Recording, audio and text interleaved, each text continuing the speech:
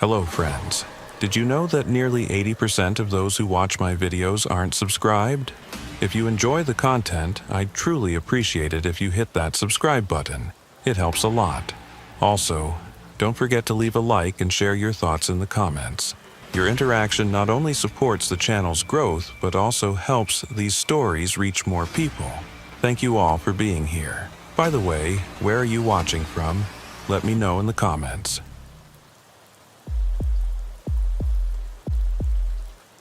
Sheriff Cass Mercer had always believed that West Texas kept its secrets buried deep beneath layers of sand and silence, hidden in the endless expanse of desert where the horizon stretched so far it seemed to curve away from reality itself.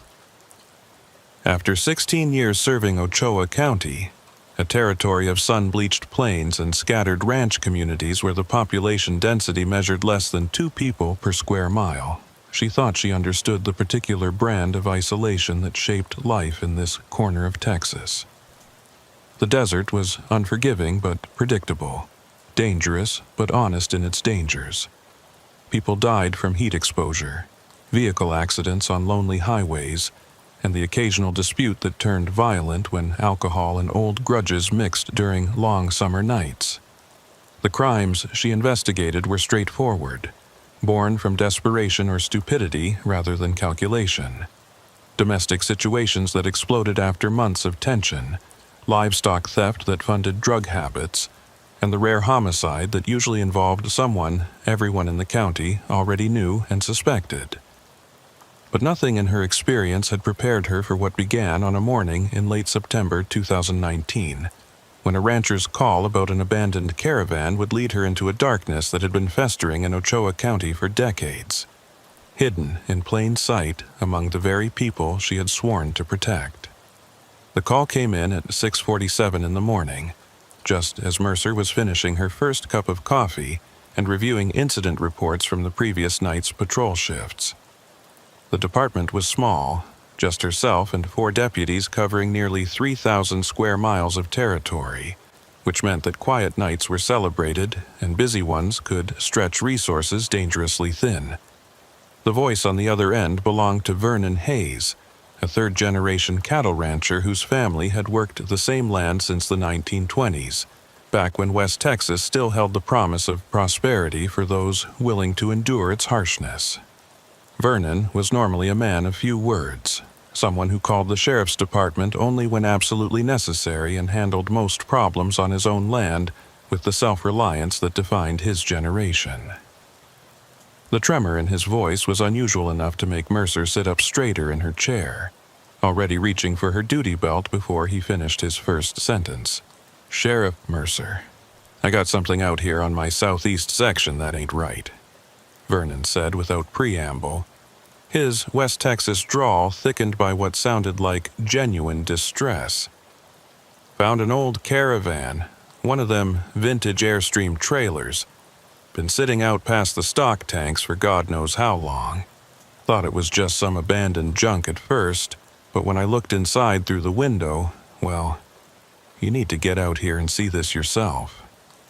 Mercer felt the familiar tightness in her stomach that came with calls that promised to complicate an otherwise manageable day.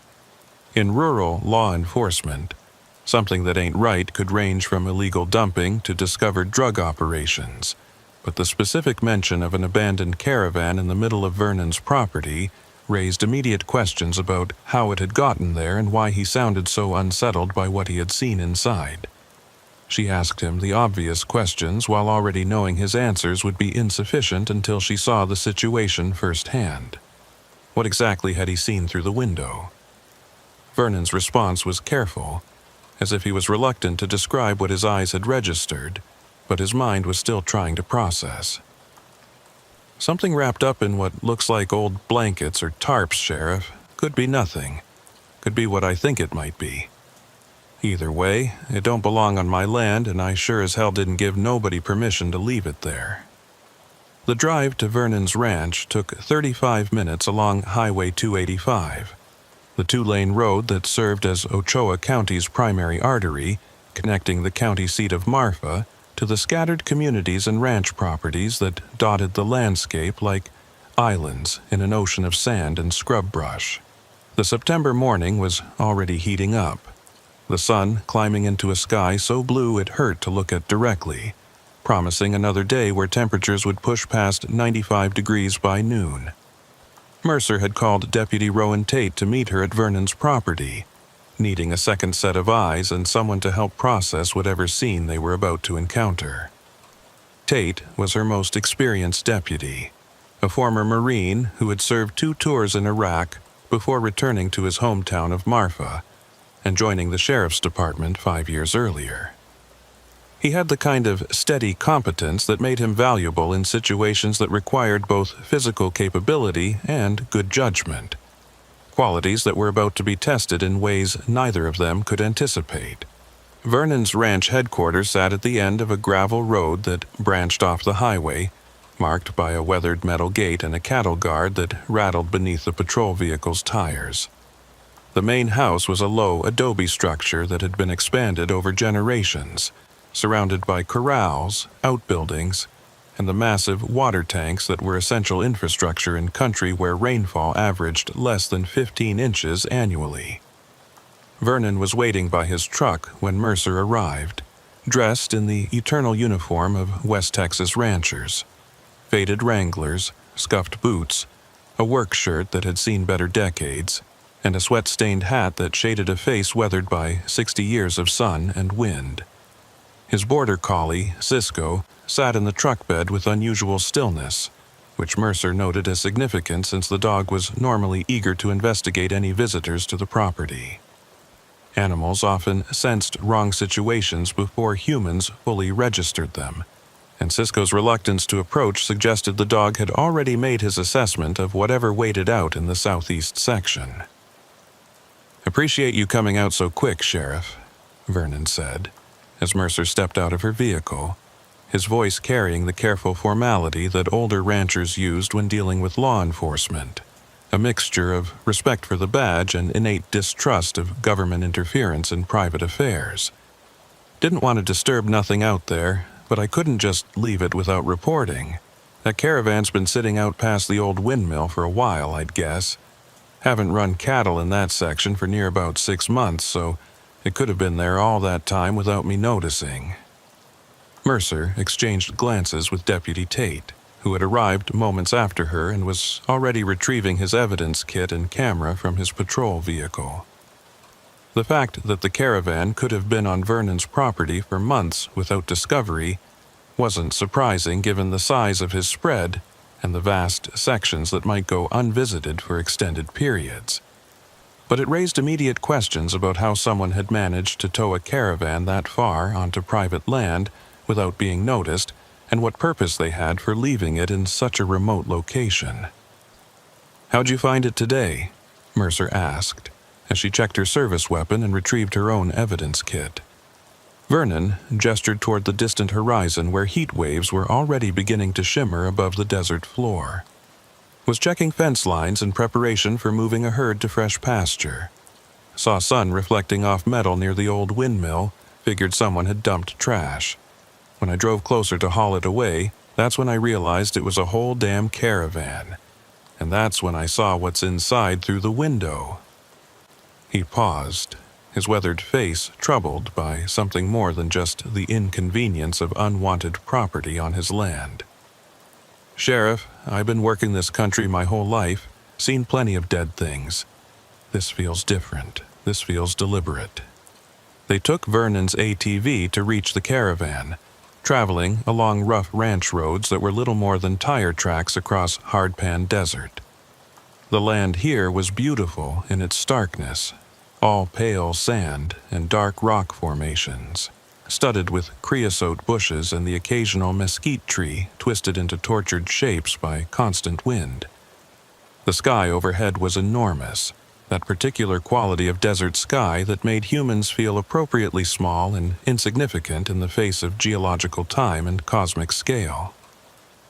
The old windmill Vernon had mentioned stood about 3 miles from the ranch headquarters, a rusted structure that no longer functioned, but served as a landmark in country where features were few and widely scattered.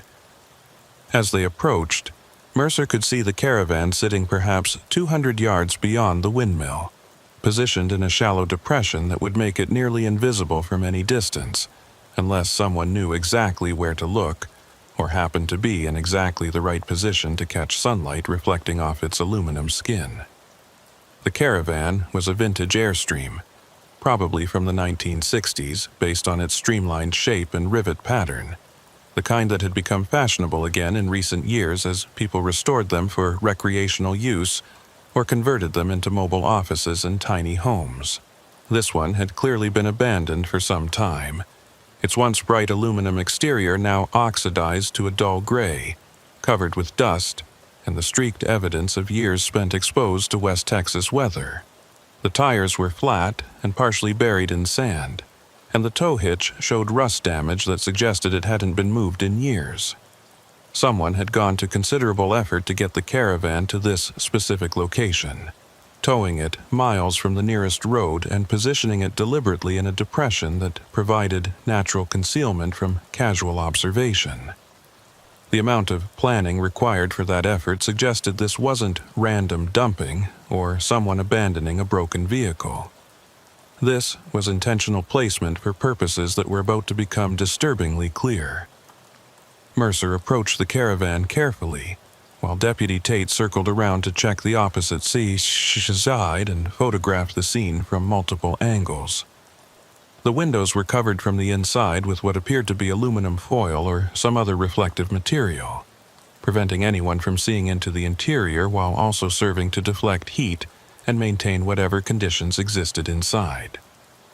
One window on the east side had a small gap in the covering where Vernon had managed to peek through, the opening barely large enough to see anything but apparently sufficient for him to register what had prompted his call to the sheriff's department. Mercer pulled a flashlight from her belt and positioned herself at the window, angling the beam through the gap to illuminate the caravan's interior. What she saw in that narrow cone of light made her breath catch, and her free hand instinctively moved to her weapon, even though logic immediately told her that whatever threat had existed here was long past. The interior of the caravan had been converted into something that bore no resemblance to its original recreational purpose.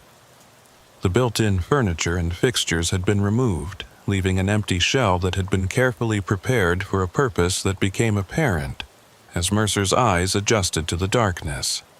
The floor was covered with layers of heavy plastic sheeting, the kind used in construction or by painters to protect surfaces, carefully taped and sealed to create a contained environment. In the center of this plastic-lined space lay what Vernon had described as something wrapped in blankets, but what Mercer's trained eyes immediately recognized as a body wrapped in a sleeping bag and secured with multiple layers of duct tape. The wrapping was methodical and complete, creating a sealed cocoon that had presumably contained decomposition odors and fluids for however long the body had been here. But most disturbing were the items arranged around the wrapped body with what appeared to be ritualistic care. Photographs, documents, and personal effects laid out in a pattern that suggested meaning and intention rather than random disposal. "Rowan," Mercer called to her deputy, keeping her voice level despite the adrenaline now coursing through her system. "I need you to photograph everything before we open this scene up. We're looking at a body carefully concealed and deliberately arranged. This isn't a dumping, this is presentation." Tate moved efficiently to document the exterior of the caravan from every angle, including details that might prove significant later. Tire tracks that were still faintly visible despite wind and weather, disturbed vegetation patterns that indicated the path used to bring the caravan to its current location, and the specific positioning in the depression that had kept it hidden for so long. Mercer continued her examination through the window, noting additional details that painted a picture of meticulous planning and execution. The caravan's door was secured from the outside with a heavy padlock, suggesting whoever had placed the body inside had wanted to ensure it wouldn't be easily discovered. The aluminum foil covering the windows was applied from inside, indicating the person had worked from within the caravan before sealing it and locking themselves out. Vernon had maintained a respectful distance while Mercer and Tate worked, standing beside his ATV with Cisco still sitting uneasily in the back. When Mercer walked over to update him on what they had found, his expression showed no surprise, only a deepening of the trouble that had been evident from the beginning. "I figured it was something like that," he said quietly, looking past her toward the caravan as if he could see through its aluminum walls to the scene contained within. "Sheriff, I need to tell you something about this section of my property. That windmill, the area around it, there's always been stories. My grandfather used to say strange things happened out here, that the land had bad memories. I always figured it was just old-timer talk, superstition from men who spent too much time alone under the sun. But now I'm wondering if maybe there was truth in what he said." The statement raised immediate questions in Mercer's mind about what history this land held, and whether the body in the caravan was connected to something older and darker than a single isolated crime. But those questions would have to wait until they had processed the immediate scene and identified the victim. She told Vernon he would need to remain available for a complete statement, but that he could return to his ranch headquarters while the sheriff's department worked the scene. She also made it clear that the entire southeast section of his property was now a crime scene and would be off limits until their investigation was complete. Vernon accepted this with the resignation of someone who had expected no other outcome, climbing onto his ATV and driving away with one final look back at the caravan that sat like a time capsule in the desert, holding secrets that were about to spill into the present day. Deputy Tate had finished his photographic documentation and was now examining the padlock that secured the caravan's door. "Sheriff, this lock is relatively new," he reported, pointing to the brass mechanism that showed minimal weathering despite the caravan's obvious age. Maybe 3 years old at most. Someone has been maintaining security on this site. The observation confirmed what Mercer had already suspected. The caravan hadn't been abandoned decades ago and forgotten. Someone had placed it here recently, within the past few years, and had taken care to ensure it remained sealed until they were ready for it to be discovered, or until time and nature eventually revealed its contents. The question of why now, why had the timing worked out so that Vernon found it today after months of it sitting undiscovered, would be something to consider later. For now, they needed to get inside and begin the grim work of processing what appeared to be a carefully staged crime scene. Mercer made the decision to cut the padlock rather than spend time trying to find keys that might not exist or might have been destroyed after the caravan was sealed. Tate used bolt cutters from his evidence kit, and the lock gave way with a metallic snap that seemed unnaturally loud in the desert silence. The door swung open on hinges that protested with high-pitched squeals, and immediately the smell hit them, the sweet, sickening odor of advanced decomposition that every law enforcement officer learned to recognize and never quite forgot. Despite the careful wrapping and plastic containment, enough decomposition gases had escaped over time to create an atmosphere inside the caravan that was nearly overwhelming. Mercer and Tate both pulled on respirators before entering, knowing from experience that the smell was the least of their concerns when dealing with biological contamination from decomposed remains. The interior of the caravan confirmed everything Mercer had observed through the window, but seeing it in full perspective made the scene even more disturbing. Someone had spent considerable time preparing this space, converting a vintage recreational vehicle into a climate-controlled tomb that had preserved the body and its surrounding materials far better than if it had been left exposed to the elements. The plastic sheeting that lined every surface had been applied with professional-level care, sealed at every seam to create an envelope that contained both body and evidence. The wrapped remains lay in the exact center of this prepared space, positioned with the kind of precision that suggested ritual significance. And arranged around the body in a perfect circle were items that told a story Mercer was only beginning to piece together. Photographs of people she didn't recognize, newspaper clippings dating back decades, and what appeared to be personal documents including birth certificates and identification cards that had been carefully preserved in plastic sleeves. "Sheriff, look at this," Tate said from where he was examining the items arranged around the body. He pointed to one of the plastic-sleeved documents, a birth certificate that showed water damage and age, but was still legible. The name on the certificate was Delpha Crow, born in Ochoa County in 1952, with parents listed as Martha and James Crow. Mercer felt something cold settle in her chest as she recognized the surname.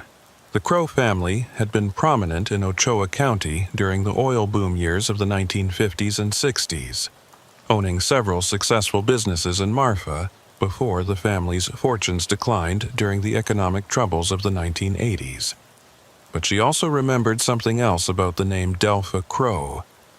It had come up during her first year as sheriff when she was reviewing old case files, listed as a missing person from 1975 whose disappearance had never been solved. The connection between a missing person from 44 years ago and a body in a sealed caravan on Vernon Hayes' property raised questions that made Mercer's investigation instincts fire on all cylinders. She moved carefully around the wrapped remains, photographing every item that had been arranged in that careful circle while Tate documented the body's wrapping and position. The photographs showed people in various settings, some clearly from the 1960s and 70s, based on clothing and photographic quality, others more recent. Several showed a woman who might have been Delpha Crow at various ages, though without confirmation it was impossible to be certain. The newspaper clippings were from the Marfa Sentinel, the local paper that had served Ochoa County for over a century, with articles about various events and people spanning decades. Some clippings seemed random, but others had been marked or highlighted as if to draw attention to specific passages or individuals mentioned in the text. Most disturbing were the handwritten notes that had been included among the arranged items. Written on yellowed paper in careful cursive script, they appeared to be letters or diary entries that detailed observations and thoughts about people and events in Ochoa County. The content was fragmentary, difficult to understand without more context, but certain phrases jumped out with uncomfortable clarity. The truth about what happened that summer. Justice delayed but not forgotten. They thought the desert would keep their secrets forever. The note suggested that whoever had prepared this caravan tomb had been trying to tell a story or preserve evidence of something they believed needed to be revealed. The question of whether the wrapped body was Delpha Crow, and whether she had prepared this scene herself before her death, or whether someone else had created this memorial to her, added layers of complexity to an already disturbing situation. "Rowan, I want every item cataloged before we move anything," Mercer instructed, pulling out her phone to call the county medical examiner. "And I need you to start photographing those newspaper articles and handwritten notes in detail. Whatever this is, someone went to extreme effort to preserve it and arrange it for discovery. We need to understand what story they were trying to tell." As Tate moved methodically through the documentation process, Mercer stepped outside the caravan to make her calls, grateful for the fresh air despite its heat. She contacted Dr. Raymond Martinez, the medical examiner who served Ochoa County and 3 surrounding counties, and explained what they had found. Dr. Martinez estimated he could be on scene within 2 hours, traveling from his office in Alpine where he maintained the regional morgue and examination facilities. She also called her office to request that Deputy Sarah Chen, who had training in evidence processing and cold case investigation, be sent to the scene as additional support. The morning was advancing toward noon, the sun climbing higher and the temperature inside the caravan becoming dangerously hot despite the door being open. Mercer and Tate took turns working inside for short periods, documenting and photographing while avoiding heat exhaustion. The desert around them was silent except for the occasional call of a raven and the sound of wind moving through creosote bushes. It was the kind of silence that felt ancient and patient, as if the land itself was waiting to see what secrets would be revealed from the aluminum tomb that had sat undisturbed on Vernon Hayes' property for years. Mercer found herself looking out at the surrounding landscape, noting landmarks and calculating sight lines, wondering how someone had managed to bring the caravan to this location without being observed, and how long it would have taken to prepare the interior and arrange the body with its surrounding evidence. Deputy Chen arrived first, driving one of the department's four-wheel drive vehicles that was better suited to rough ranch roads than standard patrol cars. At 32, she was the youngest member of Mercer's small department, but brought skills that were increasingly valuable in modern law enforcement. Advanced training in digital evidence collection, experience with cold case investigation techniques, and a methodical approach to processing complex scenes. Chen took one look at the caravan and the materials spread around it and immediately began setting up a more organized evidence processing system, creating numbered markers for each item and establishing a documentation protocol that would stand up to scrutiny in whatever prosecution might eventually result from this investigation. Her efficiency allowed Mercer to step back and consider the bigger picture of what they were dealing with, moving from the tactical processing of a crime scene to the strategic investigation of what the scene was telling them about events that might stretch back decades. The body itself couldn't be unwrapped or examined in detail until Dr. Martinez arrived with proper equipment and the legal authority to handle human remains. But even wrapped as it was, certain observations could be made about its condition and the care with which it had been preserved. The sleeping bag and duct tape wrapping was professional in quality, suggesting someone with either training or experience in handling deceased bodies. The plastic sheeting that lined the caravan and surrounded the body had prevented insect access and limited decomposition despite the desert heat, indicating knowledge of preservation techniques. Most significantly, the positioning of the body and the arrangement of items around it showed a level of planning and intention that elevated this beyond a simple murder and disposal case. Someone had wanted this body found eventually, had wanted the surrounding evidence preserved and presented in a way that told a specific story. The question that dominated Mercer's thinking as she surveyed the scene was, what story and why had it been hidden in a sealed caravan in the middle of Vernon Hayes' property? Dr. Raymond Martinez arrived at the scene 2 hours after Mercer's call, driving a white county van equipped with the tools and equipment necessary for field examination of human remains. Martinez was a careful man in his late 50s who had served as Ochoa County's medical examiner for nearly 20 years, handling everything from routine autopsies to complex forensic investigations with the same methodical precision. He had seen enough death in its various forms to maintain professional detachment while still treating the deceased with appropriate dignity, a balance that Mercer appreciated, given how easily some medical examiners could become either too clinical or too emotionally invested in their cases. As Martinez approached the caravan with his equipment, Mercer briefed him on what they had found and the questions that were already emerging about the identity of the remains and the purpose behind their elaborate presentation. Sheriff Mercer, this is unlike anything I've encountered in 2 decades of work in West Texas, Martinez said after spending 30 minutes examining the scene without disturbing the wrapped body. The level of preparation, the environmental controls created by the plastic sheeting and sealed caravan, the careful arrangement of materials around the remains. This wasn't done by someone unfamiliar with preservation techniques. Whoever prepared this body knew exactly how to maintain it for long-term storage in extreme conditions.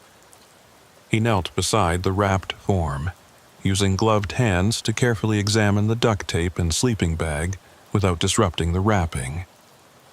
Based on the deterioration of the tape adhesive and the condition of the sleeping bag material, I would estimate this body has been here for at least 3 years, possibly longer. The sealed environment slowed decomposition significantly, but there's still extensive breakdown of soft tissue. We won't know much more until we can unwrap and examine the remains in controlled conditions at the morgue." Mercer watched Martinez work, noting his observations while her own mind was already moving ahead to the investigation that would follow once they had confirmed the identity of the remains.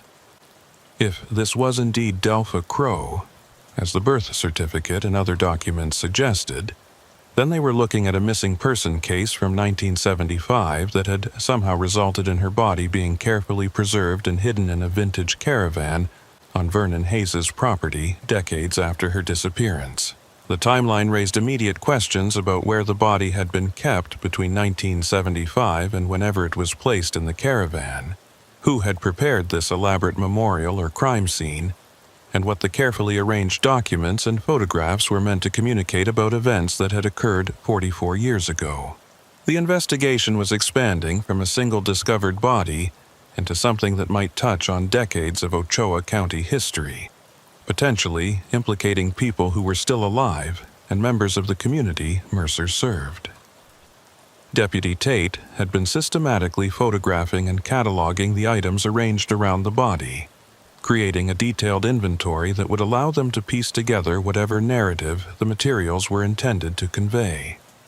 Among the newspaper clippings, he found articles about various events in Ochoa County during the 1960s and 70s, the oil boom that had briefly brought prosperity to the region, the construction of new schools and public facilities funded by mineral rights revenues, prominent families who had dominated local business and politics during those years, and eventually the economic decline that had hollowed out the county when oil prices collapsed in the early 1980s.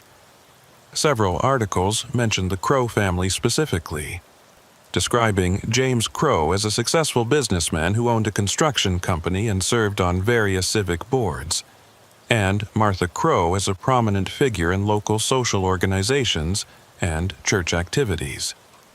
There were no articles about Delpha Crow's disappearance, which struck Mercer as significant given that a missing person from a prominent family should have generated newspaper coverage.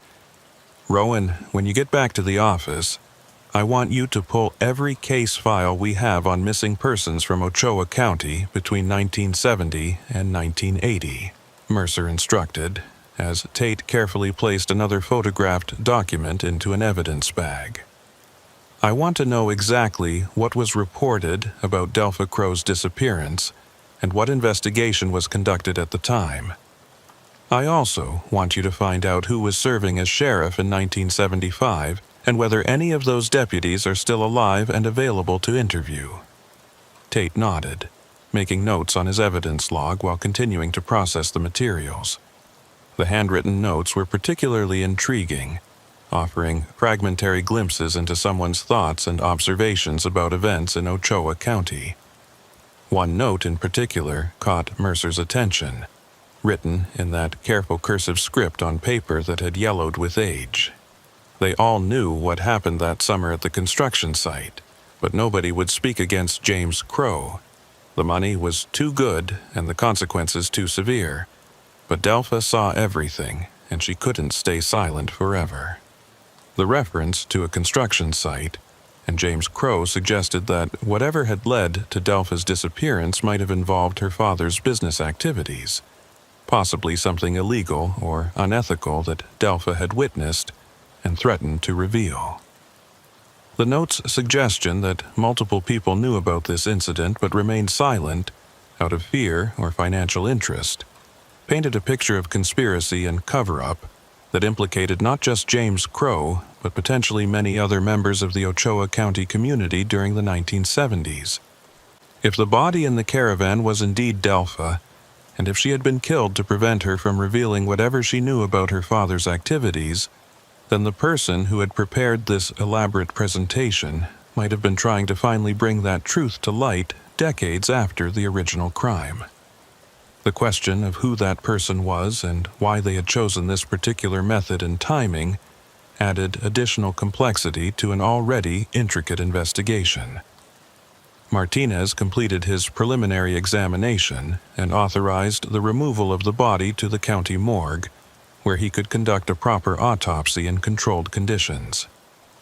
The process of extracting the wrapped remains from the caravan required careful coordination to avoid disturbing evidence while also maintaining the dignity of handling human remains.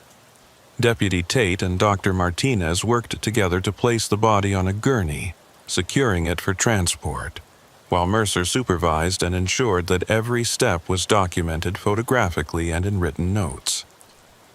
As they loaded the remains into Martinez's van, Mercer found herself looking back at the caravan sitting in its shallow depression, aluminum skin gleaming in the afternoon sun, and wondering how many times someone had visited this location over the years to check on the body or add to the arranged materials. The image of someone driving miles into Vernon Hayes's property, unlocking the padlock, and spending time in that hot metal tomb with decomposing remains was deeply disturbing, suggesting a level of commitment or obsession that went beyond simple evidence preservation. With the body removed, and most of the physical evidence catalogued, Mercer made the decision to have the entire caravan transported to a secure facility where it could be processed more thoroughly in controlled conditions. The caravan itself was evidence, not just a container for other materials, and she wanted forensic specialists to examine every surface for fingerprints, DNA, and any other traces that might identify who had prepared the scene. Deputy Tate arranged for a heavy-duty wrecker to respond to the location, which would require at least 2 hours given the remote position and difficult terrain. In the meantime, Mercer decided to drive back to town and begin the investigation into Ochoa County's records from 1975, looking for any documentation of Delpha Crow's disappearance and the investigation that had followed. The drive back to Marfa gave her time to process what they had discovered and begin formulating the questions that would drive the investigation forward. The Ochoa County Sheriff's Department occupied a low brick building on the main street of Marfa, a structure that had been built in the 1950s and showed its age in cracked floor tiles and temperamental air conditioning. The building also housed the county jail, a small facility with 8 cells that served to hold prisoners awaiting trial or serving short sentences for misdemeanor offenses. Mercer's office was a cramped space with filing cabinets that contained decades of case files, a desk perpetually covered with paperwork, and windows that looked out onto the street where tourists now outnumbered locals during peak seasons. Marfa had undergone a strange transformation over the past 2 decades, evolving from a dying West Texas town into an unlikely arts destination that attracted visitors from around the world who came to see minimalist art installations and experience what they imagined was authentic desert culture. The transformation had brought some economic vitality back to the town, but it had also created tensions between longtime residents and the newcomers who had different values and expectations about what Marfa should be. Mercer pulled case files from the storage room, a windowless space where decades of paper records moldered in boxes stacked floor to ceiling. The filing system was inconsistent, having been maintained by multiple sheriffs and administrative staff over the years with varying levels of organization and attention to detail. She eventually located a box labeled Missing Persons 1970 to 1979 and carried it back to her office, spreading the files across her desk and beginning the tedious process of reviewing each case. Most were straightforward. Teenagers who had run away and were later found, adults who had left town to escape debt or domestic problems, and transients who had passed through Ochoa County and were reported missing by family members who eventually learned they had moved on to other locations. But there was no file for Delpha Crow, no missing person report, no investigation records. Nothing that indicated her disappearance had ever been officially reported to or investigated by the Sheriff's Department. The absence of any official record was significant and disturbing, suggesting that Delpha's disappearance had either never been reported or had been deliberately removed from county records. Mercer moved to the older filing cabinets that contained incident reports and daily logs from the 1970s, looking for any mention of the Crow family or situations that might relate to Delpha. What she found in the logs from June and July 1975 was revealing in what it didn't contain. There were no calls to the Crow residence, no request for welfare checks, no investigation notes about a missing person, nothing that would indicate the sheriff's department had any involvement with the family during the period when Delpha should have been reported missing. The gap in records could have been innocent, simply reflecting poor documentation practices during that era, but combined with the handwritten notes found in the caravan suggesting a cover-up, it painted a more sinister picture of official complicity in suppressing information about whatever had happened to Delpha Crow. The sheriff serving Ochoa County in 1975 had been Walter Briggs, a man whose name Mercer recognized from old photographs displayed in the department's hallway showing the lineage of sheriffs dating back to the county's founding. Briggs had served from 1968 to 1988, a 20-year tenure that had seen him through the oil boom years when the department expanded, and then the subsequent decline when budget cuts forced reductions in staff and resources. Mercer knew that Briggs had died in the early 2000s, taking whatever knowledge he might have had about the Crow case to his grave.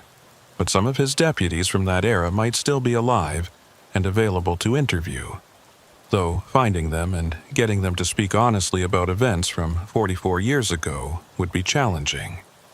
People who had remained silent about a crime for decades rarely decided to suddenly cooperate with investigations, especially if speaking honestly might implicate them in wrongdoing or expose them to legal consequences. Deputy Tate returned from the scene with the last loads of evidence as afternoon was transitioning into evening, the boxes of photographed and cataloged materials filling one corner of the evidence room. He had also stopped at the county clerk's office to pull property records for the Hayes Ranch, looking for any historical information that might explain why someone had chosen that specific location for the caravan. What he found added another layer to the investigation. Vernon Hayes's property had been purchased in 1982 from the estate of James Crow, who had owned several thousand acres of land in Ochoa County during the peak of his business success. The land had been sold after James's death to settle debts and provide for his widow Martha, who had moved away from Marfa shortly after the sale and whose current whereabouts were unknown. The connection between the Hayes property and the Crow family meant that whoever had placed the caravan there had chosen land that had once belonged to Delpha's father, suggesting symbolic significance or practical knowledge about the property's isolation and lack of regular observation. "Sheriff, this is starting to look like someone was settling old scores or trying to expose a decades-old crime," Tate observed as they reviewed the property records together. If Delpha Crow was killed because of something involving her father's business, and if her body was hidden for decades, then someone with knowledge of that crime has now decided to bring it to light by creating this elaborate presentation on land that used to belong to the family. The question is who, and why now after all these years? Mercer nodded, already considering the possibilities. The person who had prepared the caravan scene had to be someone with direct knowledge of what had happened to Delpha in 1975, which meant they were either involved in her death or close enough to people who were involved to know details that had never been made public. The fact that they had waited decades before revealing this information suggested either fear of consequences that had only recently been removed, or a decision triggered by some recent event that made them feel compelled to act. Dr. Martinez called later that evening with preliminary findings from his examination of the remains. "Sheriff Mercer, I can confirm the body is female, approximate age at time of death between 20 and 30 years old, height consistent with average for that demographic. The preservation is good enough that I was able to recover some tissue samples for DNA analysis, though results will take several weeks. More significant is what I found when I unwrapped the remains: evidence of severe trauma to the skull, specifically blunt force injuries consistent with being struck multiple times with a heavy object. This was clearly a homicide, and based on the injury pattern, it was a violent and sustained attack." Martinez paused, and Mercer could hear papers rustling as he consulted his notes. "There's something else, Sheriff." The body was carefully washed and prepared before being wrapped, with particular attention to removing trace evidence. Whoever did this had knowledge of forensic procedures and wanted to minimize the chance of linking physical evidence to themselves or others involved in the death.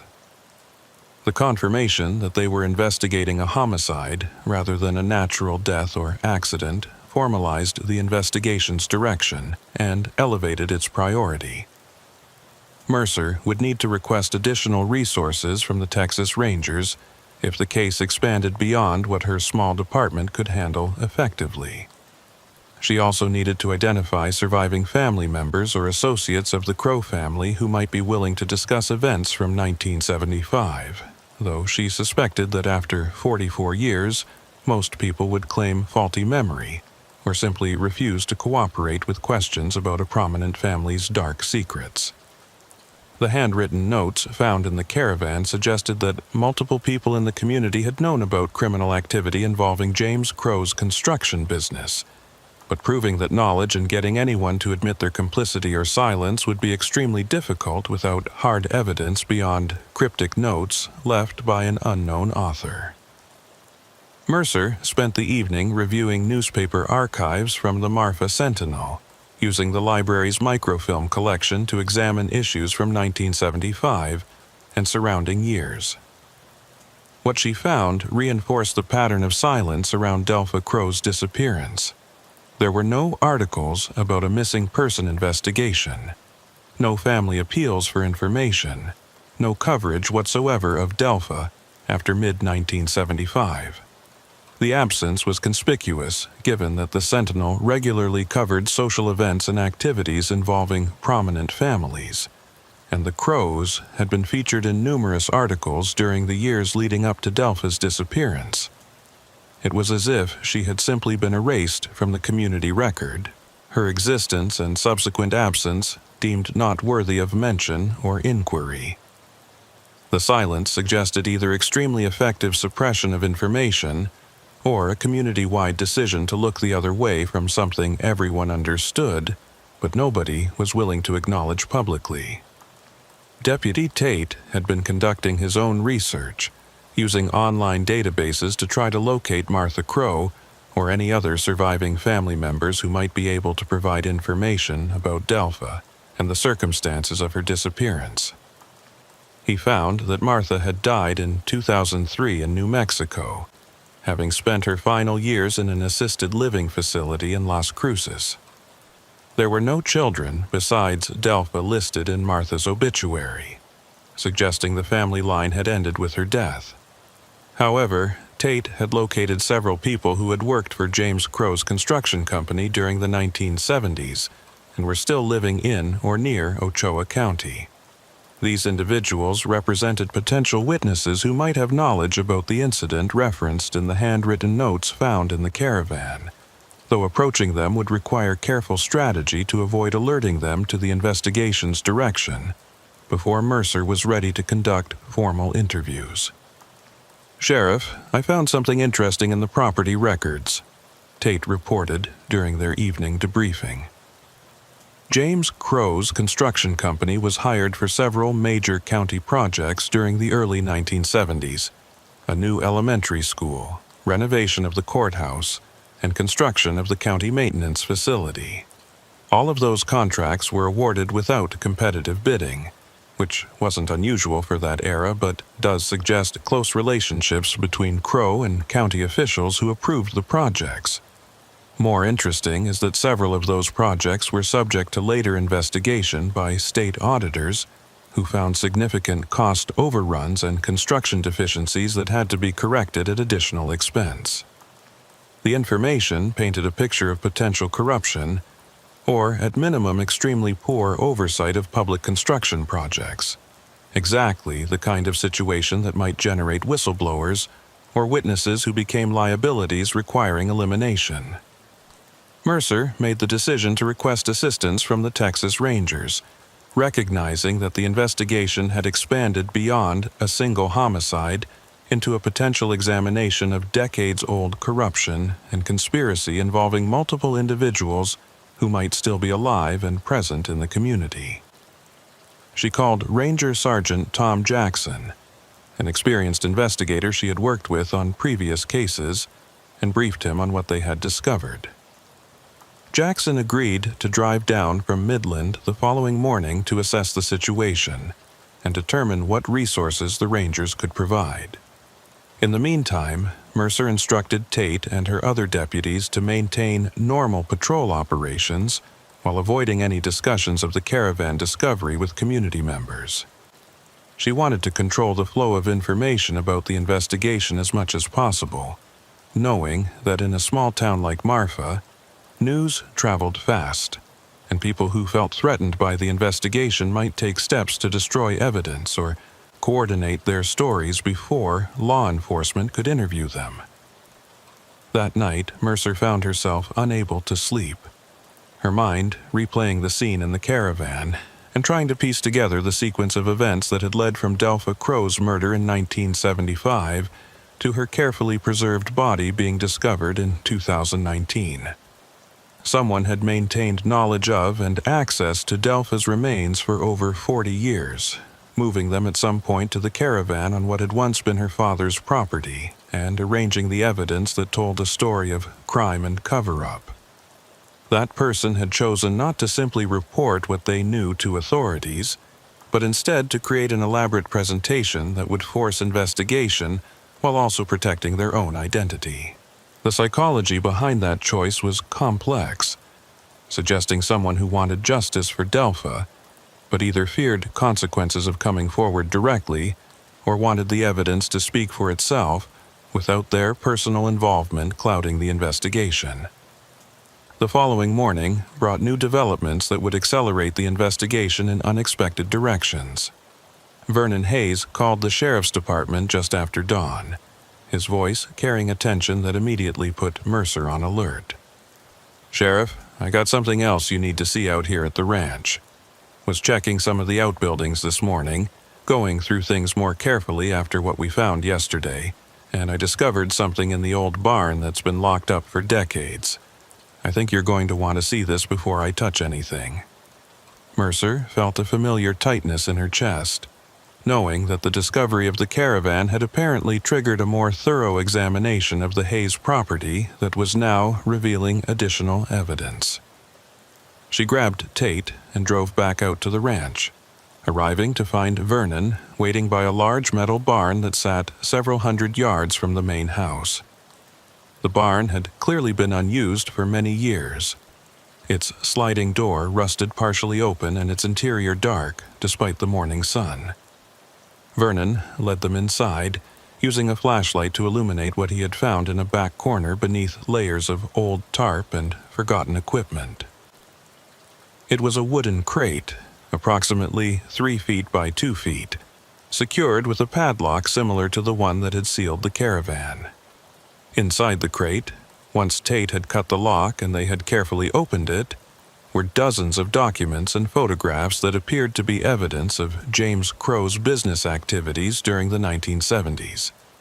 Contracts, financial records, photographs of construction sites, and most significantly, documents that appeared to show systematic fraud in billing and materials used for county projects. The crate also contained personal letters written by Delpha Crow to someone named Michael, describing what she had discovered about her father's business practices and her fear about what might happen if she tried to expose the fraud. "My God," Mercer breathed, as she carefully examined the letters, reading Delpha's words written in that same careful cursive script they had seen in the notes found in the caravan. She documented everything, and someone has been keeping this evidence hidden for decades, waiting for the right time to reveal it. The discovery of the crate transformed the investigation, providing concrete evidence of motive for Delpha's murder, and suggesting that whoever had prepared the caravan scene had also been responsible for hiding this box of documents in Vernon's barn. The question of how that person had gained access to the locked barn and why they had chosen to store evidence there rather than in the caravan, required answers that Mercer suspected would only come from identifying the individual who had orchestrated this elaborate revelation of decades-old crimes. Texas Ranger Sergeant Tom Jackson arrived at the Ochoa County Sheriff's Department mid-morning, bringing with him the resources and investigative experience that would prove essential as the case expanded into territory that challenged everything Mercer thought she understood about her community's history. Jackson was a lean man in his late 40s, with the weathered appearance of someone who had spent decades working cases across West Texas, from border towns to isolated ranch country. He had a reputation for methodical investigation and an ability to extract information from reluctant witnesses who thought they could outlast law enforcement patience. As Mercer briefed him on the discoveries at Vernon Hayes's ranch and showed him the evidence they had collected from both the caravan and the barn, she watched his expression shift from professional interest to the kind of focused intensity that indicated he recognized this case as something significant beyond a single cold case homicide. "Sheriff Mercer, what you've got here is a conspiracy that potentially involved multiple individuals over several decades, including possible law enforcement complicity in suppressing the original investigation," Jackson said as he studied the documents spread across Mercer's desk. The letters from Delpha Crow describing her father's fraudulent billing practices, the construction records showing systematic overbilling on county projects, and the complete absence of any official missing person report all point to a coordinated cover-up that required participation from people at various levels of county government. The question we need to answer is who killed Delpha when she threatened to expose the fraud, and who has been protecting that secret for 44 years, while simultaneously preserving evidence that could eventually reveal the truth. Jackson pulled out a legal pad and began making notes, organizing the investigation into distinct threads that would need to be pursued simultaneously to build a comprehensive picture of what had happened and who was responsible. The letters from Delpha to someone named Michael provided the most direct insight into events leading up to her murder. Written between March and June 1975, they documented her growing awareness that her father's construction business was engaged in systematic fraud against Ochoa County, overbilling for materials and labor while using substandard construction methods that created safety hazards in public buildings. Delpha's letters showed her internal struggle between loyalty to her family and moral obligation to report criminal activity. Her fear of her father's reaction if he learned she had discovered his fraud, and her determination to find a way to expose the wrongdoing without destroying her family. The final letter, dated June 1975, was particularly chilling. "Michael, I've decided I can't stay silent any longer. Tomorrow, I'm going to meet with someone who can help me report what Dad has been doing without it coming directly from me. I know this will change everything, but I can't watch him steal from the county and put children at risk in buildings that aren't safe. If something happens to me, please make sure these letters and documents reach someone who will do the right thing." The next question was identifying Michael and determining whether he was still alive and available to interview. Deputy Tate had already begun searching county records and online databases for men named Michael, who had been living in Ochoa County during the 1970s and might have had a relationship with Delpha Crow. The search had produced several possibilities, but one name stood out based on property records and newspaper archives: Michael Strand, who had worked as an assistant county engineer during the early 1970s before leaving Ochoa County in 1976 under circumstances that were not documented in official records. Strand would have been in his late 20s during the period when Delpha's letters were written, working in a position that would have given him knowledge of county construction projects and the ability to understand the implications of the fraud Delpha was describing. The timing of his departure from Ochoa County, less than a year after Delpha's last letter, raised immediate questions about whether he had been involved in whatever happened to her or had fled the county to escape consequences or threats related to her murder. "Rowan, I need you to locate Michael Strand and find out if he's willing to talk to us," Mercer instructed, recognizing that Strand represented their best chance of understanding what had happened in June 1975 and who had been involved in Delpha's death. "If he's still alive and you can find him, approach carefully. If he's been carrying this secret for 44 years, he might be relieved to finally talk about it, or he might be terrified of consequences from people who are still alive and threatened by this investigation." Tate nodded and moved to his computer to begin the search, while Mercer and Jackson focused on the construction documents found in the barn. The financial records showed a pattern of systematic fraud across multiple county projects during the early 1970s.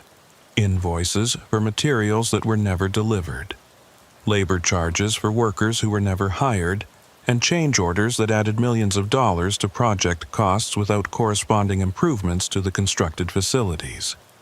What made the fraud particularly egregious was evidence that James Crow had deliberately used substandard materials and construction methods while billing the county for premium quality work, creating public buildings that failed to meet safety standards and posed risks to the people who used them. One set of documents related to the elementary school project showed that Crow had billed for steel reinforcement that was never installed, used lower-grade concrete than specified, and failed to properly waterproof the foundation, resulting in structural problems that emerged within a few years of construction. The knowledge that children had been attending classes in a building that was potentially unsafe because of contractor fraud added a layer of moral outrage to the investigation that went beyond simple theft of public funds. Delpha's decision to expose her father's activities, despite the personal cost, began to look not just brave, but necessary to prevent potential tragedy. "Sheriff, look at this," Jackson said, pointing to a memo included among the construction documents. It was written on Ochoa County letterhead and dated July 1975, signed by someone with the initials WB. The memo was brief but revealing. "The Crow situation has been resolved permanently. No further action required. All related documentation to be destroyed per our discussion." The initials WB matched Walter Briggs, the sheriff who had been serving Ochoa County in 1975, suggesting direct law enforcement involvement in the cover-up of whatever had happened to Delpha. The memo's reference to permanent resolution had a sinister implication that became even more disturbing when considered alongside the discovery of Delpha's body and the evidence that she had been murdered to silence her whistleblowing. If Sheriff Briggs had been involved in covering up her murder, it meant the corruption had extended deep into the institutions that were supposed to protect citizens and investigate crimes. The implications were staggering and created complications for the current investigation. If the Ochoa County Sheriff's Department had been compromised in 1975, helping to cover up a murder to protect a contractor who was defrauding the county, then there might be other people still living in the area who had knowledge of or involvement in those crimes. Some of those individuals might still hold positions of influence or authority in the community, creating risks for witnesses who came forward, and challenges for investigators trying to build a case that would implicate prominent citizens in decades-old crimes. Mercer found herself questioning how deep the corruption had gone, and whether any of the current county officials or department members might have family connections to people who had been involved in the original conspiracy. The small-town nature of Ochoa County meant that family relationships and old loyalties could create complex webs of obligation and silence that would be difficult to penetrate. Deputy Tate returned with news that he had located Michael Strand living in Austin, where he had worked as a civil engineer for the State Transportation Department before retiring 5 years earlier. Tate had made initial contact by phone, and Strand had agreed to meet with investigators after learning about the discovery of Delpha's body and the evidence that had been hidden for decades. "Sheriff, he sounded relieved when I told him we had found the documents and letters," Tate reported. He said he's been waiting for this day for 44 years and has information that will explain everything. He's willing to drive to Marfa tomorrow to give a formal statement. Says he has additional materials that he's kept hidden all this time as insurance in case anyone came after him. The news that Strand had preserved his own evidence and was ready to cooperate represented a major breakthrough, though Mercer remained cautious about what he might reveal, and whether his testimony would be sufficient to identify and prosecute anyone who was still alive and legally vulnerable. That afternoon brought another unexpected development when Vernon Hayes called with information he had remembered about the history of his property. "Sheriff, I was talking to my Uncle Frank last night about everything that's been happening, and he reminded me about something from when we first bought this land back in 1982. There was a man who came around a few months after we closed the sale, said he needed to retrieve some personal items that had been stored on the property with the previous owner's permission. My father led him onto the land with an escort, and the man drove out toward the southeast section where you found that caravan. I was just a kid then, but I remember because the man seemed nervous and spent several hours out there before coming back and leaving without explaining what he had been doing." Vernon paused, and Mercer could hear him flipping through what sounded like old papers. "My uncle says the man's name was Michael Strand, and he had official identification showing he worked for the state government." The revelation that Strand had visited the Hayes property shortly after it was sold by the Crow estate and had spent time in the area where the caravan was eventually discovered created new questions about his role in the entire situation. Had Strand been involved in hiding Delpha's body originally, or had he been retrieving evidence that someone else had hidden? His stated intention to retrieve personal items suggested he had known about something being stored on the Crow property, but whether those items were related to Delpha's murder or the construction fraud remained unclear. The fact that he was now willing to come forward and provide information after decades of silence suggested either genuine remorse and desire to see justice done, or strategic self-preservation motivated by the knowledge that evidence had been discovered that might implicate him if he didn't cooperate with investigators. Mercer spent the evening preparing for the interview with Michael Strand, reviewing everything they knew about the case and formulating questions that would test his credibility while also extracting maximum information about events from 1975. Jackson would conduct the formal interview while Mercer observed, a strategic decision based on Jackson's extensive experience with cold case investigations and his ability to detect deception in witnesses who had spent decades constructing narratives about their involvement in past events.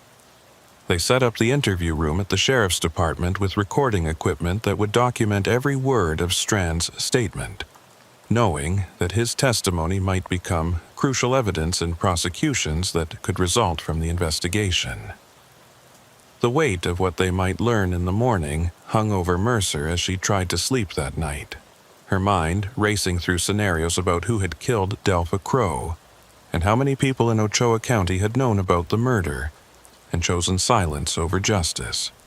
Michael Strand arrived at the sheriff's department at 9 the following morning, driving a late-model sedan with Austin plates and carrying a leather briefcase that presumably contained the materials he had mentioned during his phone conversation with Deputy Tate. He was a tall man in his early 70s, with the careful posture of someone who had maintained physical fitness despite advancing age, dressed in casual clothes that suggested retired professional rather than working rancher or laborer. His face showed the tension of someone approaching a moment they had both dreaded and anticipated for decades, the lines around his eyes and mouth speaking to years of carrying secrets that were about to be revealed. Mercer greeted him in the reception area and led him to the interview room where Jackson was waiting, noting the way Strand's hands trembled slightly as he set his briefcase on the table and took the seat offered to him.